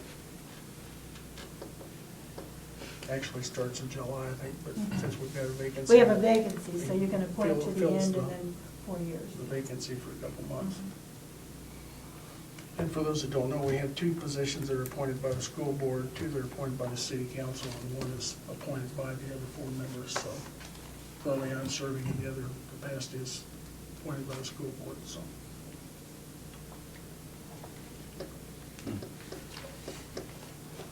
Any other discussion? Questions? Said, I don't know Calvin, but I do know Kyle, and he's a really upstanding guy. He's a real good guy, good dad, good, seems very interested. The kids are already in soccer, I mean, everything they can do, they're out, so. Okay, But like I said, I don't know the other person at all, so. would you like to make the motion? I mean, I don't know the other, I don't wanna offend anybody. That's if I all don't know the right. other person, but- I don't know either of them, so I gotta take your word for it. I haven't Yeah, actually. I mean, Okay, well, I make a motion to appoint Kyle McCook to the Open Recreation Commission council member spot. Okay, it's been moved by Denise to appoint Kyle McCook. I will second that. All in favor, raise your right hand. Opposed, same sign. Motion carries. Our next item is consider the lease purchase of the activity bus from First Bank of Kansas in Abilene. And my understanding is are they willing to commit to 3% now, even though it... Well, 30 days out, we'll get the final commitment, but looking at the T-bill rates, I kind of based it on that, and I don't think that's going to go above 3%, so. When we're 30 days out from delivery, then we'll know exactly what that percentage is. But we're projecting 3% right now. So what we could approve is... We need a Not to motion. exceed 3%, if it's that or below, you can move forward with it when the time comes, or would that be appropriate? Yeah. We need a motion for approval for them to complete the paperwork. To make it official? Right. Okay. The total purchase price of that's $150,000 with a 5-year lease. Anybody have any questions about that? Do I hear a motion for that? That's a pretty good interest rate. I'll make a motion to approve the lease purchase of the activity bus at $150,000 for 5 years at 3% from First Bank of Kansas in Abilene. Do I need to put in that little Can we make that with the final interest rate to be determined 30 days? Yes. Within 30 days of delivery, but projected to be 3%? As stated by Deanne. What she said? Okay. Do you know what you said, Deanna? Yeah. Okay. I just read. Okay, it's been moved by Jessica and seconded by Todd. Exactly what they said. All those in favor, raise your right hand. Opposed, same sign. Motion carries. Okay, on the sale of the surplus buses. Just an update, Okay. the one we had, I don't, just didn't quite get out of the parking lot, so we're having it looked at, and we're gonna see what it's gonna cost to get it back running, and we're just gonna kind of make a judgment from there, if it's worth it, fix it up and then try and sell it, knowing where it's at. So the guy didn't want to work, he just wanted out of the deal? Yeah. So, it's just an update. Have we had it looked at yet? I think it's- Don's gonna look at it, he's got it on his list to pick it up and evaluate it. There is another government auction coming up May 6th, I don't know. So I don't know that we'll have it by then, yeah. probably not. I figured it sat there for 2 years, so I wasn't gonna push him too hard to try and get it. We've already authorized and declared it surplus. Right, so- right. Right, I so just we want, can put it in. I just want- whatever, make sure everybody knew that we didn't get the one Right. taken care of that we Okay. thought. All right, moving on to adopt the attached board policy recommended by the Kansas Association of School Boards concerning online learning opportunities. Did you guys all get that? If you didn't get it, I've got copies here. I don't remember seeing it. It was with the agenda, when the agenda was sent out, it was with that attachment.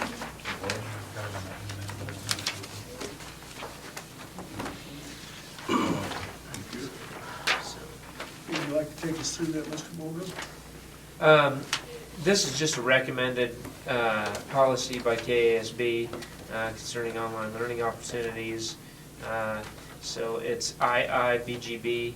So when you go into your board policy book, since I know you all know so diligently well, you're going to find letter I, and then it just kind of, it's an alphabetical thing. They label these things in a very weird way. But anyway, the application, it just gives us some guidelines and some dates for kids who are applying for permission to enroll in an online course for credit. It's got to be done by a certain time. They suggest April 20th. We can kind of move that as we see fit or need to. Student and parents shall be informed of the board's administrator's decision in writing no later than June 1st. Okay, so they have to know, and we have to communicate that to them. Students may or may not enroll in an online course as an alternative to any course offering by the high school, except as an attempt to earn credit for a class already attempted, failed by the student. Then you get guidelines. Following guidelines shall be used by the board or administration. Only board or administration approved courses shall be posted on student transcripts. Approval of any course shall be based upon the course content, rigor, its length and scope, its method of assessing knowledge acquired by the student, qualifications of the instructor, and other appropriate factors. Enrollment in an online course will be allowed only if an appropriately certified staff member is available and willing to supervise the student's participation in the course. So it doesn't mean that we have to offer it, just if we've got it available. Suspended or expelled students may also apply for permission to enroll in online coursework. Other regulations or guidelines, approval by the board or administration of online coursework shall be based on KSDE regulations and or guidelines in effect at the time the student request is made. We're talking about online courses that would occur here in our facility. We've already, without seeing this, we've already abided by the policy. Yeah. We're already done with enrollment, so we're done by April 20th. The only kids that are in an online course that we have currently that a teacher can teach is in a credit recovery class. We do have some students in some online electives, but we don't those are classes we don't offer on campus. So, I mean, this is recommended by KASB. Typically, we take those recommendations. And honestly, I haven't gone through. I don't know if I don't know if there's one in there and they've just updated this, or if this is just a whole new policy. But if you don't want to go through and find it, and you want to just stick it in the pocket or sleeve, when we start going through these things, we'll get it inserted where it needs I to would be. assume since it was approved in 02, 04, 07, and 12, it's Right. probably already in there. Right. So, do I hear a motion to approve the updated version of IIBGB? I think our board policy says that we consider 1 month and adopt the second month. Oh, okay, good. Okay. Well, we will table that, consider it next month then. Sorry. Our policy, which is probably Okay. IIBGBBT. Okay. Well, we've got a book or two there, we can look it up. Really? There's a Forester too, that's got some blank spots. I've got to get it somewhere and get it scanned. Okay, technology update, moving to letter K, iPad initiative.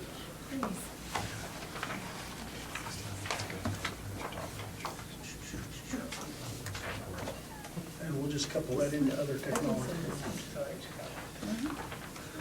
If we want to kind of- I might need Scott's help with some of this. I have it. Always think that.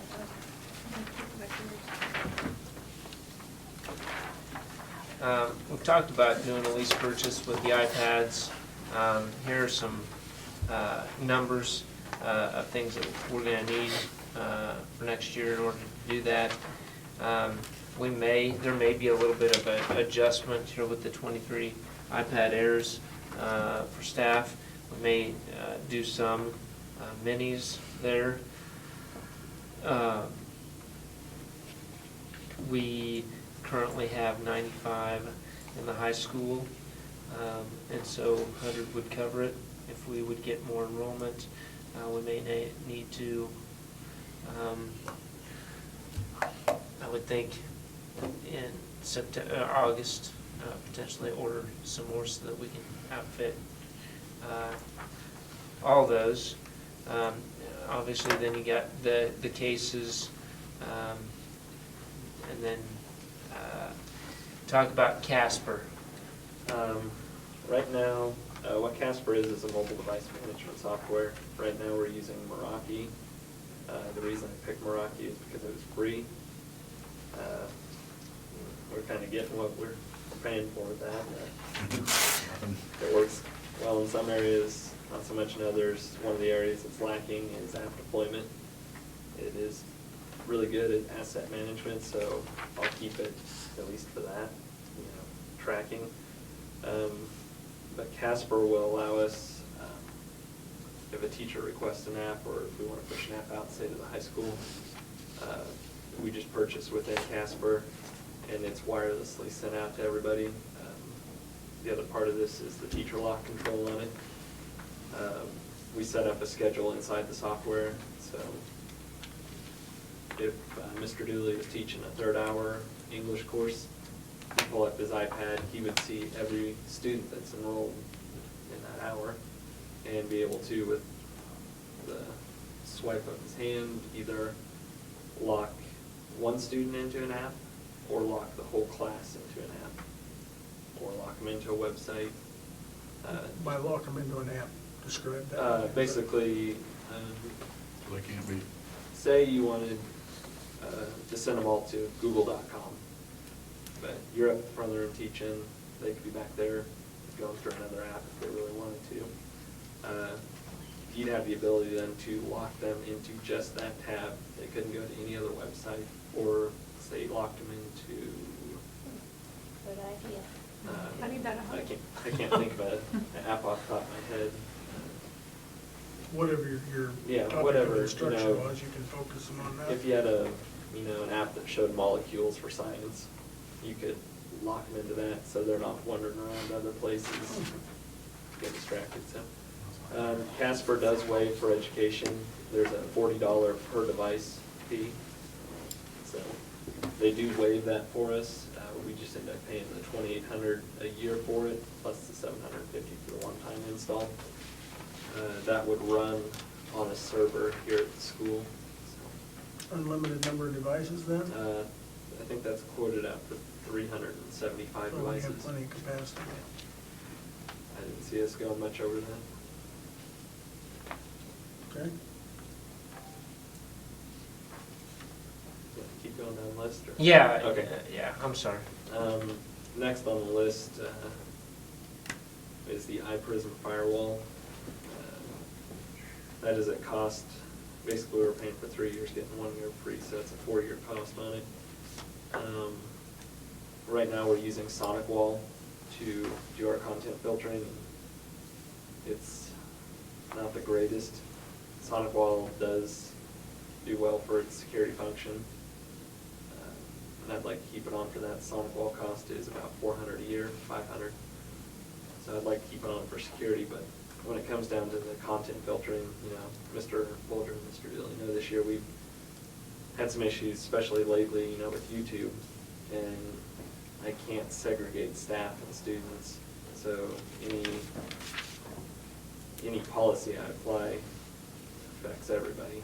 So, the students have been watching a lot of YouTube lately. Well, if I throttle them down, then, you get the teacher that's trying to show an educational video, and it's slow for them. So the iPrism will allow to be more granular. You can not only segregate students and staff, if you've really got that one troublemaker student, you can just drill in on them and really apply restrictions there. The other side of the iPrism firewall that the SonicWall can't do right now would be off-site filtering. So if we go one-to-one iPads, you're sending those home. Basically, you disable the browser on the iPad, load in this other one, and so when the student went home, even though they're on their own internet connection, it still looks to our firewall. So say we block Facebook here at the school, it blocked Facebook at home. So, I don't know how in-depth you want to get with that, but at least keep the low-level, pornography filter, stuff like that.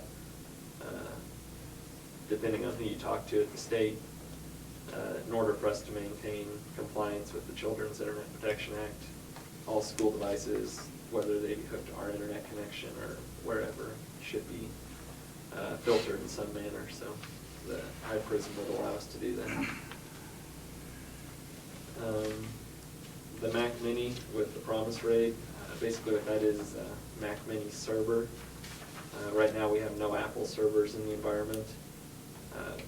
Putting this one in, what it would allow us to do, say I take my iPad out and download an app. As I download it, it caches on a server in the office, so if Brad goes to download the same app, it doesn't go all the way to Apple looking for that app, it just goes to the server here in the office.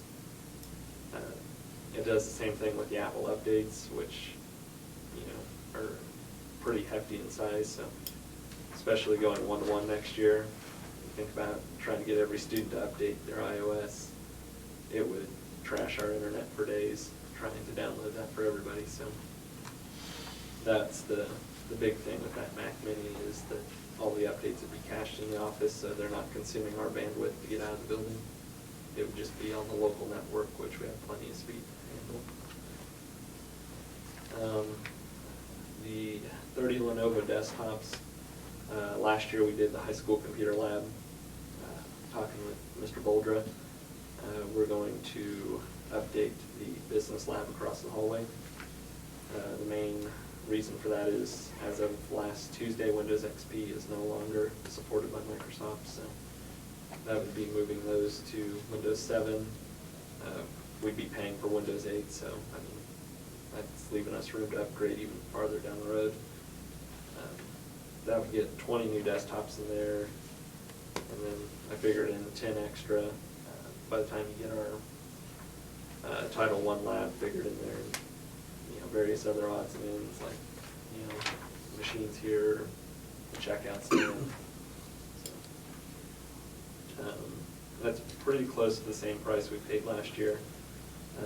They discontinued the model we bought last year. but it'd be pretty close. Memory upgrade, so plenty of memory to run it. And for $300, they install all the memory in the computer, so when they get here, all I do is unbox them and plug them in. I don't have to install all the parts. The last thing there, the BCS upgrade, the 6200. They don't have that, We don't have that You on got there. a surprise Oh. for us, buddy. because I'm not sure that, I emailed, I don't know. I didn't get it, You didn't? no. Oh. Not by 4:30 I didn't get it. We're hoping it's a small number. I heard 6200. And 6200. Basically what that is, last January we went through, I don't know if most of you remember, and upgraded that field panel in the boiler room. At the same time, they spent a day and upgraded the computer in the office, all the graphics, got that system back to working. That system runs on a Windows XP machine. Of course. Of course. And, you know, that wouldn't be too big of a deal because it's not accessed by, I mean, that's all it does is the HVAC system. The problem being is it maintains an active connection to the outside world, so either I can remote in or BCS out of Wichita can access it. So that's a big security vulnerability in the network. So I thought since we had the software, we could just get a Windows 7 machine, away we go.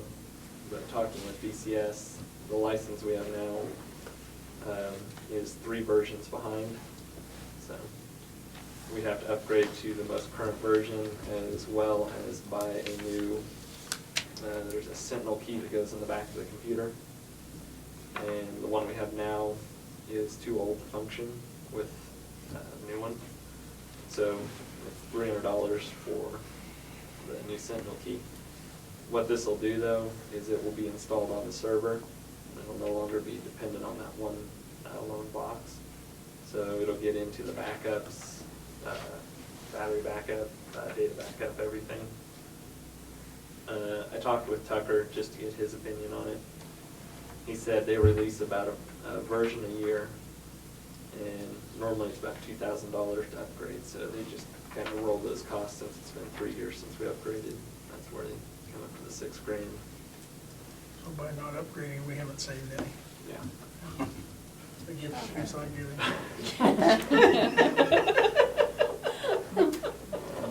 But with that said, that 6,200, that's figuring in a full day's labor plus their drive time up here, expenses.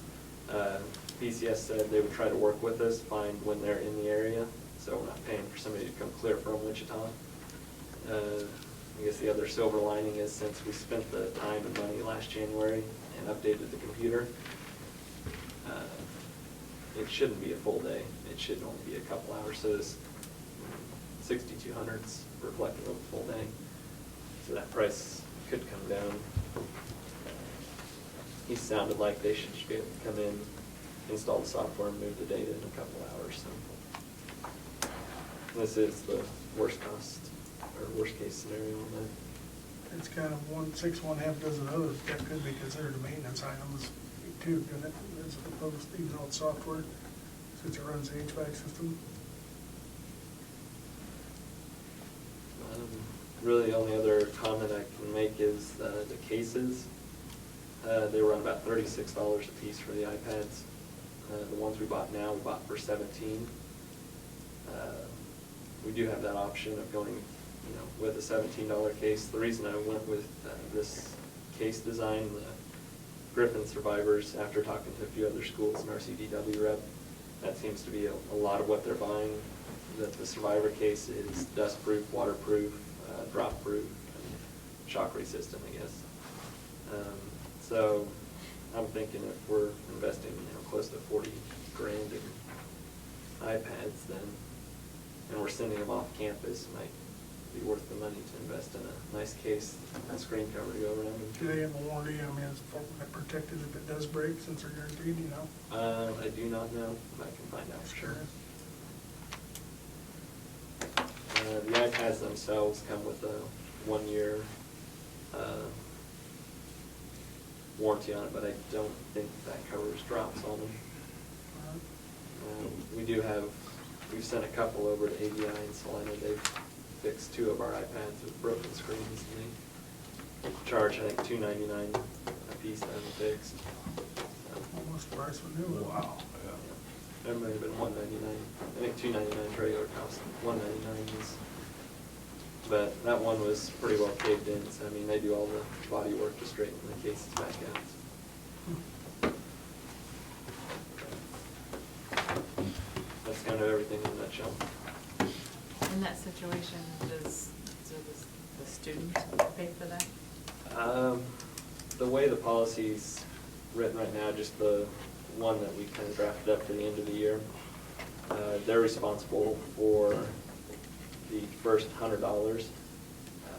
But if it's negligence on their part or the device is stolen, they're responsible for the full replacement cost. I mean, if they intentionally slam it into the ground, then they're gonna buy a new one. But, you know, if they're, trip and fall, accidents happen, so. I just kind of liked it. I'm sorry. Kind of table this. I wanted you to see the information. I want to present it. We can get back to it. And we talked about that, so I mean, it's not really a surprise. No. The only thing I can tell you about dropped iPads, Gerard is one of the districts we talked to, and They've really developed a nice set of policies, I think. And I'd like to work with Dustin next year to implement, they have a whole point system for their iPads. If kids accumulate how many points, then measures are taken. But they've got it laid out nicely, but I think they have 300 or 400 iPads, and they're only talking 10 to 15 breaks a year, so. I mean, he said they're getting along pretty well with them. And they don't have the case that. I'm not sure what case they use. It's. Some of the stuff he had talked See, they got to me- keypads with each one of theirs. Yeah, So they're just in a kind of a flimsy, Yeah. I don't know, They have not the- flimsy, but it's not real protected. They have the Zag folios, which is, Zag is the company that makes it, but it's just a folded keyboard kind of. But that's Yeah, we had, I bought this one of my own, but I bought one like that. That's not very protected. And I don't think they need a keyboard. I don't think they'll ever use it. Yeah. He said his main damage comes from the kids will set it down by a chair and somebody will step on it, walk around the chair. That's where most of their breakages come from. And we're learning with them this year. We had a few issues, but it's a good part of We the haven't had pilot. anyone break one, have Not yet, but just management issues, but. Later time. Any other questions? Thank you. All right.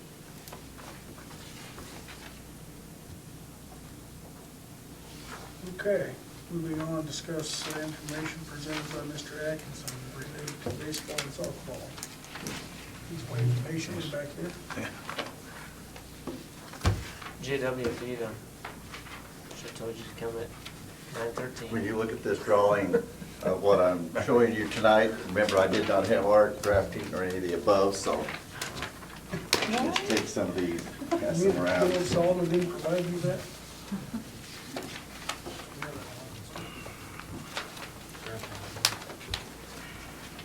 You saying they didn't know of such a class back then? or- We didn't have those types of classes. First page, I understand that you wanted to talk about if our field was adequate to hold baseball on. It's a little short for both softball and baseball, but it can be made into a baseball field, providing that we go up a little bit more height with fence. Instead of the 4 foot, if we was out at 330, like we should be, to 350 is, 330 usually is on the sides to 350 for a baseball field, with 250 and 280 on a softball field is what they call standard fields. And measuring our field, I can get to 300, both lines out, and I can get to 310, where you see the X out there, or the square out there, which is the scoreboard, and then there's a light pole out there. And between the two fences out there, we have about 8 feet between fence to the baseball to the softball field. So it's doable, but you have to come up with more chain length because The chain link that's running down there now is at about 250 and 258 according to your diagram there. And we got to take it out to 300 if we're going to have a completely enclosed field with that. And same thing on the softball, it only runs to 110 and 111. So to go out to 200, you're going to have to put in at least 99 more feet of chain on the sides to enclose, besides the fence coming around for your outfield to that.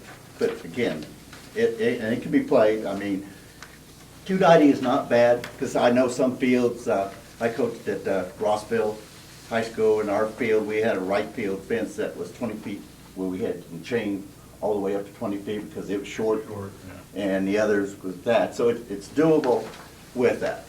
And from my experience coaching at Rossville baseball and athletic director down there, I come up with estimates here on the next pages. But as you can see, also the softball field is going to go into the practice football field by about 10 to 15 feet going out that way. So that's going to have to be a portable fence. Again, I don't know what type of fence that we're talking about, solid, or we're talking about a portable that we can remove when we're not in baseball or softball, so that you could have your practice fields for football, because you got to remember middle school is also out there practicing football at the same time. Recreation is out there with soccer, playing 3 to 4 different fields out there during this time of year before we get baseball season. And as far as playing either softball or baseball, you're only allowed 20 games to play, and you can only include 10 dates that involve school time. So if you're seeing it, most of the time, you're playing doubleheaders. And when you do go play, you basically go play 10 dates and play 2 games for your total of 20 games, not counting your regional games that you're assigned with that. But that does include your tournaments or anything else that you go involved into it. And that includes softball as well as hardball with that. Any questions? I didn't put a cost down when we get to the fencing, so I'm not sure if we go that route or what you're looking at, what type of fencing we're going to have to put in. Did you get a hold of Abilene or Dean Evans to see if we don't get the field done over the summer or whatever, what it would cost us to run out their fields? Because we It's can doable practice to as play. a- It's doable to play at their field. But if you don't make a decision that you're going to play baseball by at least the 1st of September, doubt before we can get very many games. Because everybody's scheduling games right now at the end of the spring, as well as going into the fall for the spring session. So you're gonna have to make, and plus, you gotta get the equipment and everything else to go along with that. And that's what we can get into in the next 2 pages. I kinda go to the baseball page first. I kinda listed the equipment that you need, basically that you need to start with. I didn't put a lot of extra new equipment in, but I put basics into there. Putting your pitching mound, where you're gonna put a portable pitching mound in at that cost, or you're gonna put a dirt pitching mound into that. That's decisions you're gonna have to make on the baseball field. Softball field, there's not a problem with pitching. But you are, in baseball, you are gonna have to have a mound that's gonna be have to be raised at a certain level, where you put that in. It's portable, locked in, or you build a mound. But just remember, when we come to summer ball, we're probably gonna have to drop that back down, because the smaller kids play, and their base is a lot shorter. I think they're 25 feet to that, which is just even with that So pitching. your pitching mound estimate is to do it by dirt, or is it by a portable? The portable is $750, and the dirt, just a matter of hauling some clay in there and pounding it in and working it and getting to the height that you need to get it to. You don't have to take it up to the max that they're talking about, but just enough so that they have a slope that they can come off. Yeah. 10 inches, And it can vary to that, 10 inches. 10 inches, yeah. 10 inch height. And you gotta have long enough so that you can dry it out, so that you don't cut into that. But yet that would still allow the younger kids to play on that field with the shorter bases or not? No, It'd be never No. mind. problematic then? Because ball, shorter kids, the kids will bounce all over that mound, and it creates a lot of fielding problems for the short kids. You could use a softball field, Yeah, that's true too. Although there's a lot of times both fields are busy with, Practice. so it'd about have to be a removable mound, I would think. Didn't the boys play, when they play at Junction City, don't they play on that portable mound? It's a good, I've got pictures they back play there the- of portable mound. No, I It don't can be remember put in, if it and was it's, portable. If it was, it's you kind of could tell. carpeted, that you come off to, it's nice, but expensive. I mean, $750. I think theirs was because theirs has got a grass infield with Theirs is- paths and Theirs everything. is stationary. I think it is. Is it stationary? Could be. Okay. At least the field we played on, or, last couple of years. I think we'd have to go portable. Theirs not hard to move. Yeah, because it's clay, if you pound it in there, but it's not, The skid steer, you'd be in and out in about 30 minutes. well, that's true, if you've got a back. Yeah, but it's gotta be. Then people go in there and dig it, Tear the heck level out of it, it, put it trying back to- in. Because you're playing just basically from about April the 10th to the 15th to May the 20th. Oh, well, Right. so that would be done before rec Youth ball actually starts. starts after that. Yeah. Right, So but that's the high school baseball and softball. So theoretically, they So can we could build it and then tear move it that back before out. the kid rec Well, you season just tear actually it out starts and they can and next year practice on you have the to come other back and rebuild again. It's not, just gotta get some clay and you just gotta water it and build your layers up to your height. I mean, it's, We usually got dirt work to do on the fields anyway. so A lot, it's I not- just yeah. made a call today about it, yeah. yeah, so, with that, so. And the uniforms pretty well, I just figured on 24 on both softball and baseball. The only thing that makes the softball higher that went to the 98 figure was because I threw a pitching machine in on the softball side that could do pitching machine for softball and hardball. It's an expensive machine, but it's a type of machine that will do both. It just to either type of ball. Don't you have We've that? already got Got one. it. We have that. Okay, then that comes off, but I just threw that in not knowing what all the equipment Absolutely. is in there. And with the fencing, unknown how we would do that, I don't know what type the rec has right now. It's But They I'll, just two have tires that. that throws the ball, I don't know, they work good, I mean. Oh, you mean the He's pitching talking about machine? fencing. I'm talking about He's fencing. talking about the fencing. They just use the fencing. They've got plastic, the fat snow plastic fence. fencing, snow fence, yeah. the plastic like construction site. Right, I know what you're talking about. So we'd have to determine what type, or portable type that we'd put in there, which is, you could do by section, so that I know that we've done it, you put them in, and then you take them back out, you store them when you get to the others where you need to use for soccer and football and so forth, so that's all doable, that you can buy in those. I don't know the cost on them, I have to look into what the cost factor would be. But if you're gonna put both programs in, you're talking probably $26,000 including fencing to that. I'd be surprised if we get 24 people. Well, I didn't get a response back on some girls I asked to, and I didn't get to see them, but I know on the boys' side, between freshmen, would be the juniors this year coming in, there'd be anywhere between 14 to 17 boys that said they were interested. Out of there, you got about 4 pitchers, but to the track team, it would cut track team by 46% that's currently out. That would be going from from track to baseball, so forth. So you're gonna cut your track program. 6%, what Yep. do we got? Well, we got 20 20 kids high school out. kids You got out for 20. track? That's it. But the key, some of his key runners is the ones that will go over to baseball. I said, if you only have a choice, you gotta either go baseball or track. They chose baseball, and that was a lot of the sophomore class that was in there, and some of the freshman class. So that's something, anytime you do dual sports, it's going to cut into your programs. Or increase them. Or it could go both ways, right. But this is primarily the estimate. It's doable. 290 is out there. We might get it even a little bit above 290, but that pole in the center there with the light pole and that scoreboard locks you in on both fields, primarily to what you're going to be using with your lights that you currently have set on the field. And you're going to have to readjust some of your lights, because when you go out this far, you're just going to have to do a little adjustment there, but that's going up there and adjusting the lights to the field.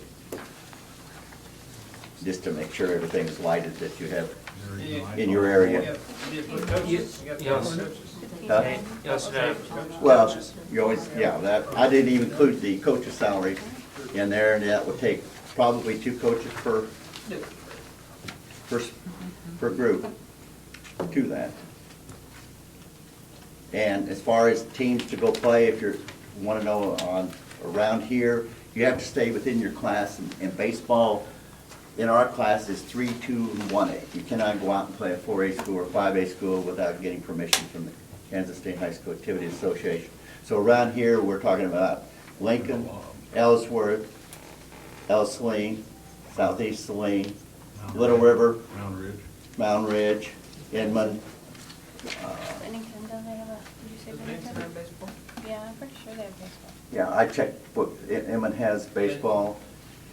And one more I'm missing to the west over here that has it. So you wouldn't have to go necessarily to the east so far, like Silver Lake, Rossville, St. Mary's that has had baseball for years and years and years and their program. But you could stay probably, if you can get a schedule with their both softball and baseball with those schools. Now, do they typically have baseball and softball on the same night, so the teams travel together, or are you having No, two separate. different? That's So then separate. we've got double travel, okay. Yeah. You also have travel expenses on too. Yeah, you're gonna have travel and coaching. That's not set there. This is just basically equipment to get you started with that. And middle school doesn't play? This Middle is school just high can- school? No. Middle school. No, this will be There'll be a strictly whole bunch of them freshmen coming through up. seniors. Yeah. There'll be a bunch of middle schoolers moving up that will end up wanting to play, so I can tell you. Right, this particularly some 7th graders, it's gonna be 8th graders out of that class, some of them. Yeah, there's gonna be, 6 and the 7. 6th and 7th grade now is. I think there was kids 6 that or play. 7 of them that said that they would out of that group. Could we not, if we were to meet with the rec commission and kind of cooperatively deal with some of these issues, or not some of these things like bases and There's a lot of things catcher's we can go with the equipment, rec things commission work and both not have ways. duplications Right. of, that we all can use and so forth. Just- Obviously, some of its size is not gonna matter, you know. Well, if But- one set of bases is gonna work in, Sure. where it's a 45 to 90, it's the same base that you Well, just plug in, The you older just kids move play to. on the 90-foot baseline now Right. anyhow, so. Right, so, I mean, it's just a matter of, there's a lot of equipment, I mean, even your bats, even Are in good shape. some of the Remember how to eat. I remember when I- catching equipment is gonna be a little Standing difficult because on high the school is a little ball in the bit grass, bigger than your, bases, and they got shape right now. your little peewees and Of course, all that. so forth to that. I know we're in the process of getting bids for a sprinkler system in one field. We won't get it done this year, but we'll wanna do something next year. And there's no way you can put a grass infield on the field with as many bases as you have and number of Oh, right. This different is- ages to This is that. for the infield and the For the outfield, right. Yeah, we've Do got that. one on the infield already, just to write it down, so. Thank you for doing all the work on this. So this gives you an idea. Yeah, It does, I appreciate it. I'll take it to the next rec meeting and talk about it too. I think it's certainly worth It will help their program in the summer pursuing them, absolutely. to that. It'll help you in tournaments, Track, as but- far as, If we only got 20 kids out for track, there's a lot of them that maybe we could get to go out on something else that, you know, if they're not going out anyhow. well, there's kids that just plays baseball, I mean, and others that can go out for track at all, and vice versa. So you're always gonna have that. But you are gonna have a certain good athletes that can go both ways, but to their decision, which way do they go? All right, and if Rick can help on fencing and things like that, they got to do. Well, all of it, if we can do it, and put it out there, because like I said, softball needs something out there on there. That field needs a lot of work over there on the grounds. Right. Oh, yeah. Needs I mean, bleachers. lots of work over They there. need bleachers and, Well, the bleachers is not bad over there, but, well, there's only one there. well, there's one up, yeah, you're right, there's still only one there. One behind it. There's one on the west side of the, They moved? I haven't been out there. I don't Well, know. they When I have moved been out it there, for I've been problems, attention. right? yeah, Yeah, that's one they be used for prom. Oh, I think, was it? wasn't Yeah. those are movable, yeah. Okay. So anyway, I mean, there's a lot of things movable. I mean, you don't have to worry about stands or anything you know, for that. Your basic screening down here at home plate, and down at the other place it's decent that you can get by with that. Yeah, The only the thing other is, some they're not, expenses, the stuff we're talking about's not major. No. If we didn't have the backstop and the dugouts and. Right, that'd be a lot more additional expense, but you have all of those already in place. Okay. Thank you, Jim. Yeah. Thanks, Jim. Okay, are there any items that you would like to have put on future agendas before we take a break? And we want to tell Mr. Mulder? iPad presentation next month. Did you want to see a teacher present in the middle school or the high school on the iPads or students, kind of like we did that one day? I'd like to. Anytime I know we had talked about it. Anytime we can see how it's being applied, and I'm sure every month it gets better and better, right? Yeah, I'll have someone do that. Maybe about 5 Maybe minutes. sixth or 10th grade. Do you want to do one each? Or one or the other? I would think one or the other. One or the other. Okay. I mean, not much of a. You don't want a 5-minute presentation? Yeah, fine. I'll have this. Well, it depends on whether it's Mrs. Hilbert's 5 minutes, or, you know. 55. Yeah, That's all right. no, that was a good presentation. Okay, does anybody object to taking a 5 or 10-minute break?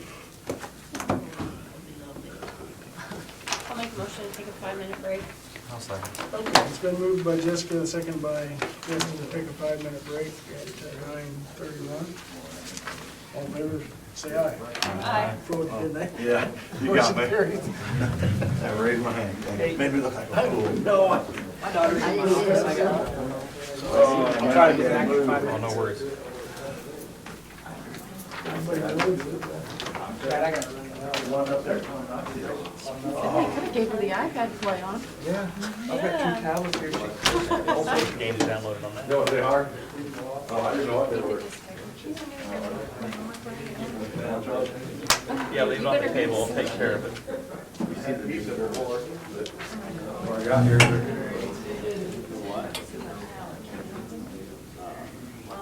Brothers. Maybe I I mean, like I said, I had pizza, so I can tell you that right now. Brothers. Sandwiches. That's what I did, when I first looked back, I thought, those, that from there, that angle, I did look back.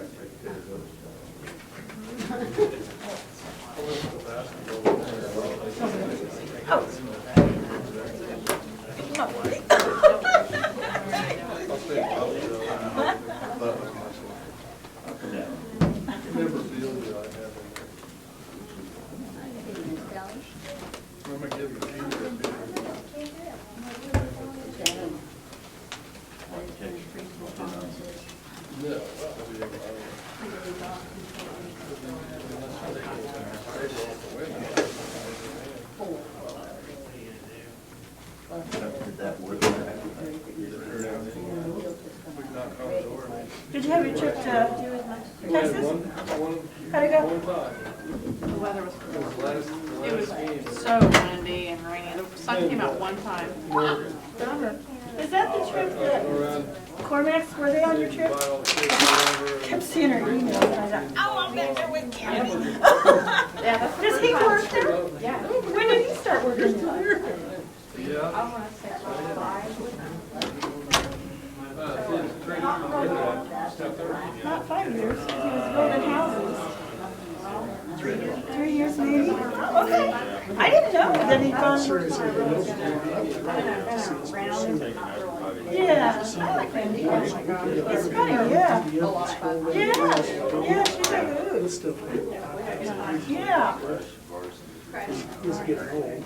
I hate to see the expense, but it is. I think that they could send us, email us what we need, you know, so minutes, say the cost. Huh? Well, I've got it, too. Yeah, I'd be willing to use mine. That's it, so that would save some money if it's, you know, and maybe everybody else is doing the same ones. Yeah, I'm not really sure why, but yes, why they're wrapped the way they are. Okay. Sorry. Let's go, let's see it. Okay, because I never knew his name. Now, Michelle said Calvin Davis went to high school, they went to school years ago, but I don't The know. name sounds familiar, but I don't know. That Calvin Davis name. I guess it sounds familiar, but I don't know what from where and. Hey, those are new kids again? Stacy was telling me that. Yeah, I don't know. You got kids at home. What's in there? Ham and turkey, it looks like. Probably supposed to wait.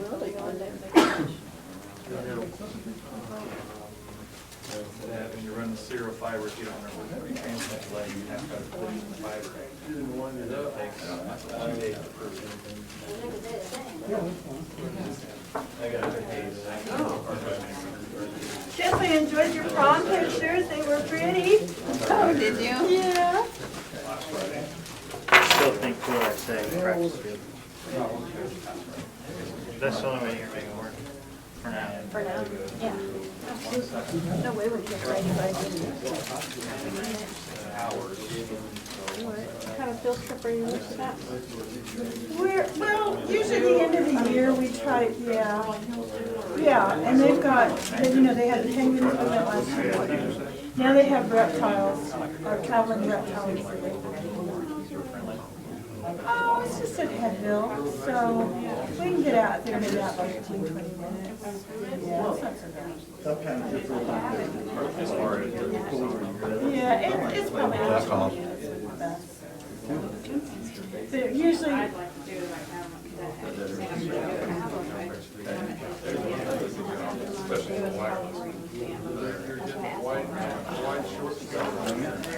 you see, we had them come one time, the cavalry reenactors. Need to remember, I'm Yeah. on there.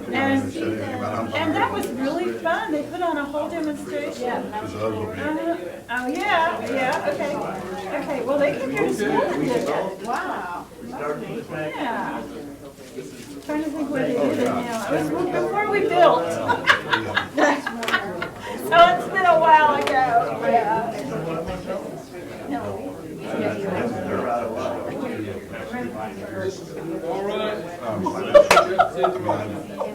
I guess you'll be there.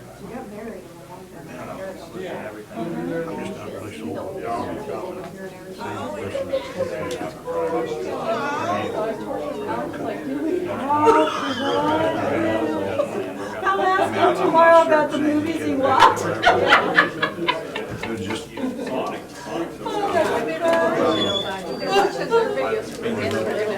They just kind of, they loved it, you know, now just watching mom and dad. I know, mine were in the living room one day years ago, and my niece, nephews were there, and they were watching Heather's baby video. Then all of a sudden I heard him go, "Who's that?" And he says, "I don't know," and I go there, and I said, "That's me, that's not you." Who's that? Yeah. Scott and Before I got fat. Kids wanted to shut it off and we're like, That's funny.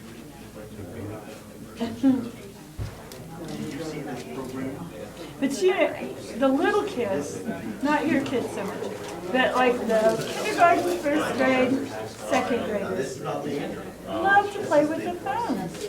And they have such an imagination. We'll have an emergency at the zoo and they'll have all their stuffed animals on IVs and they'll be doing all calls to bring in all the stuff. I mean, it's hysterical. And I'll walk in there and here they're all running around.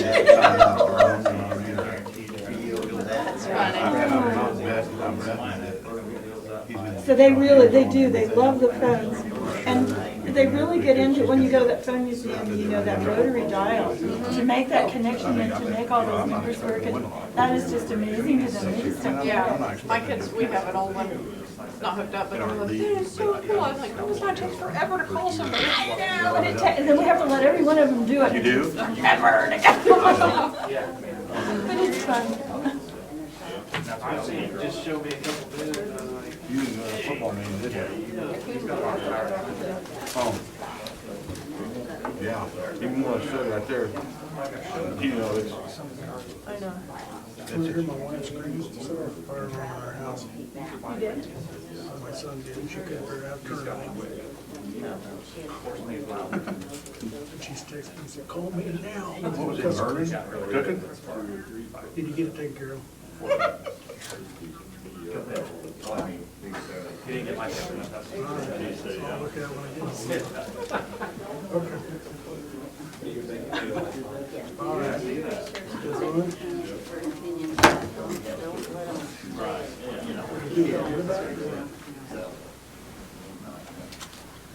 Yeah, definitely talk to Stacy.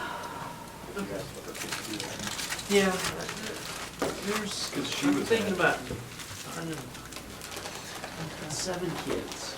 All right. Well, we'll look at it when we get Yeah, I'll mention it to her All right. tomorrow, if that's here. Bye. Kelly, did your Forgot to daughter take get her the, Skittles? forgot to take the cardboard off the pizza. No. I hope she's good for the summer. I did that when I was younger. My first Called pizza, dispatch. my parents let me cook when they were gone. Burnt up the cardboard. Oh, yeah. She got briefed. Here. I don't think, have I got anything for her? Oh, I thought we'd pretty much gone through everything. Christine and I went through it one day. She's got one that. Okay. Sandwiches are all right.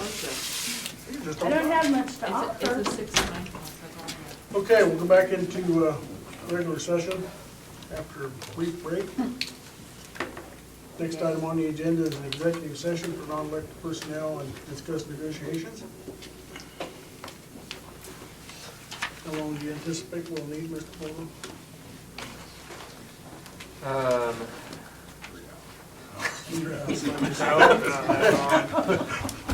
You'll be by yourself, John. Yeah, you're on your Get own. ourselves, Just gonna have fun when it's hot. There's some extra sandwiches. Tuesday in the morning. Justin said 45. 45? What? I said, do we kid ourselves with 15 or 30? We just jumped to 45. And Okay, that's probably, instead of jumping back and forth. More realistic. I have a question. If we say like 45 and it takes us 15, can you say, okay, you're done early, or do you have to stay? We can come out, but we can't discuss anything until 45 minutes is up. Oh, so you can't even leave, you gotta like sit here Yeah. if you say Yeah. 45? Yeah. Oh, wow. Oh, Can't discuss business until yeah, let's after. not do that. I mean, like So- if you're done, like you can't even say. Oh, 2:30 that's and 30, Yeah. 20, 30s. So,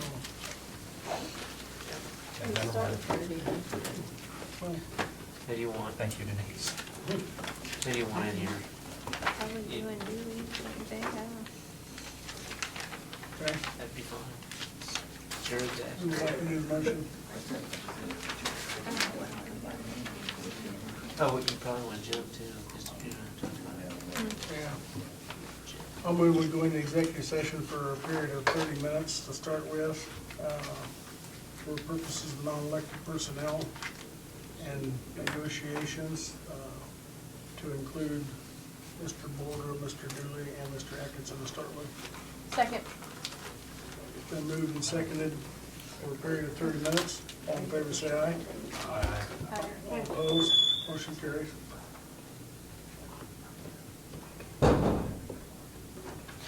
Okay, 10:15, is that what we're gonna say? Yes, ma'am. Yeah.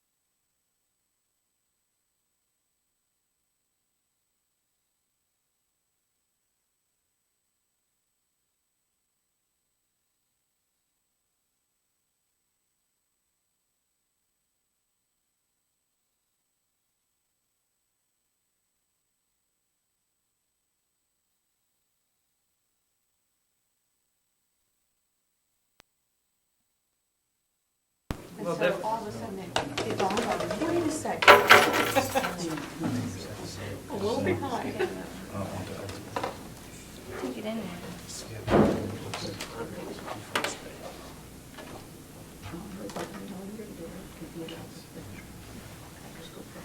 And the other thing, Justin, and Brad, with what he's proposed for, We're well, on all camera. right, Back online. yeah.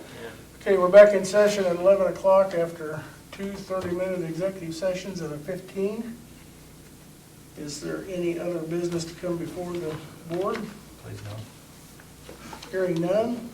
Do I hear a motion for adjournment? I will make a motion to adjourn. Wait a minute. Was there another item on the Yeah, agenda? we need to probably come back to it. Okay. Oh, and I Talk forgot about to it, talk then. about it. We didn't talk about it. I don't want to put it on the agenda. Oh, yeah. You want to do it for 5 minutes? Yeah. Yes, we do need to, don't we? Yeah. We'll do it at 5.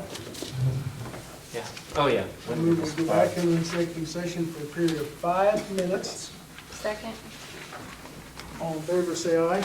Aye. I'm You sorry. just raised your hand. I know, I'll raise my hand. Tally US history, I remembered. Okay. Yeah.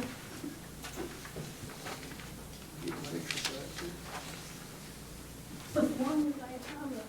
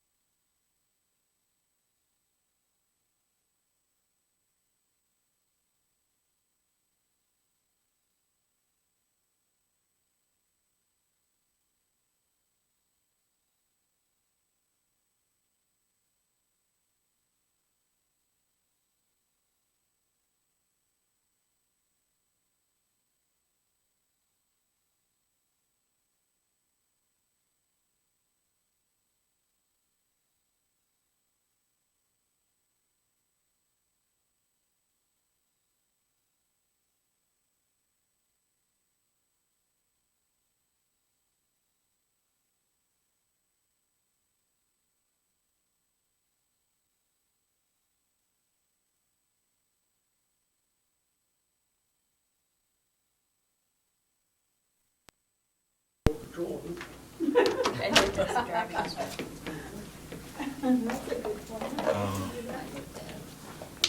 What, you're not having to do it? Because they already have. Well, if you're paying him for his time, Squeeze it Yeah. out. Just not saying it's some. pay him for the amount, I'm like Brad, pay him for the amount that he's worked and say, we got it covered. Okay, we're on mine. Oh, we are? Okay. Oh, well.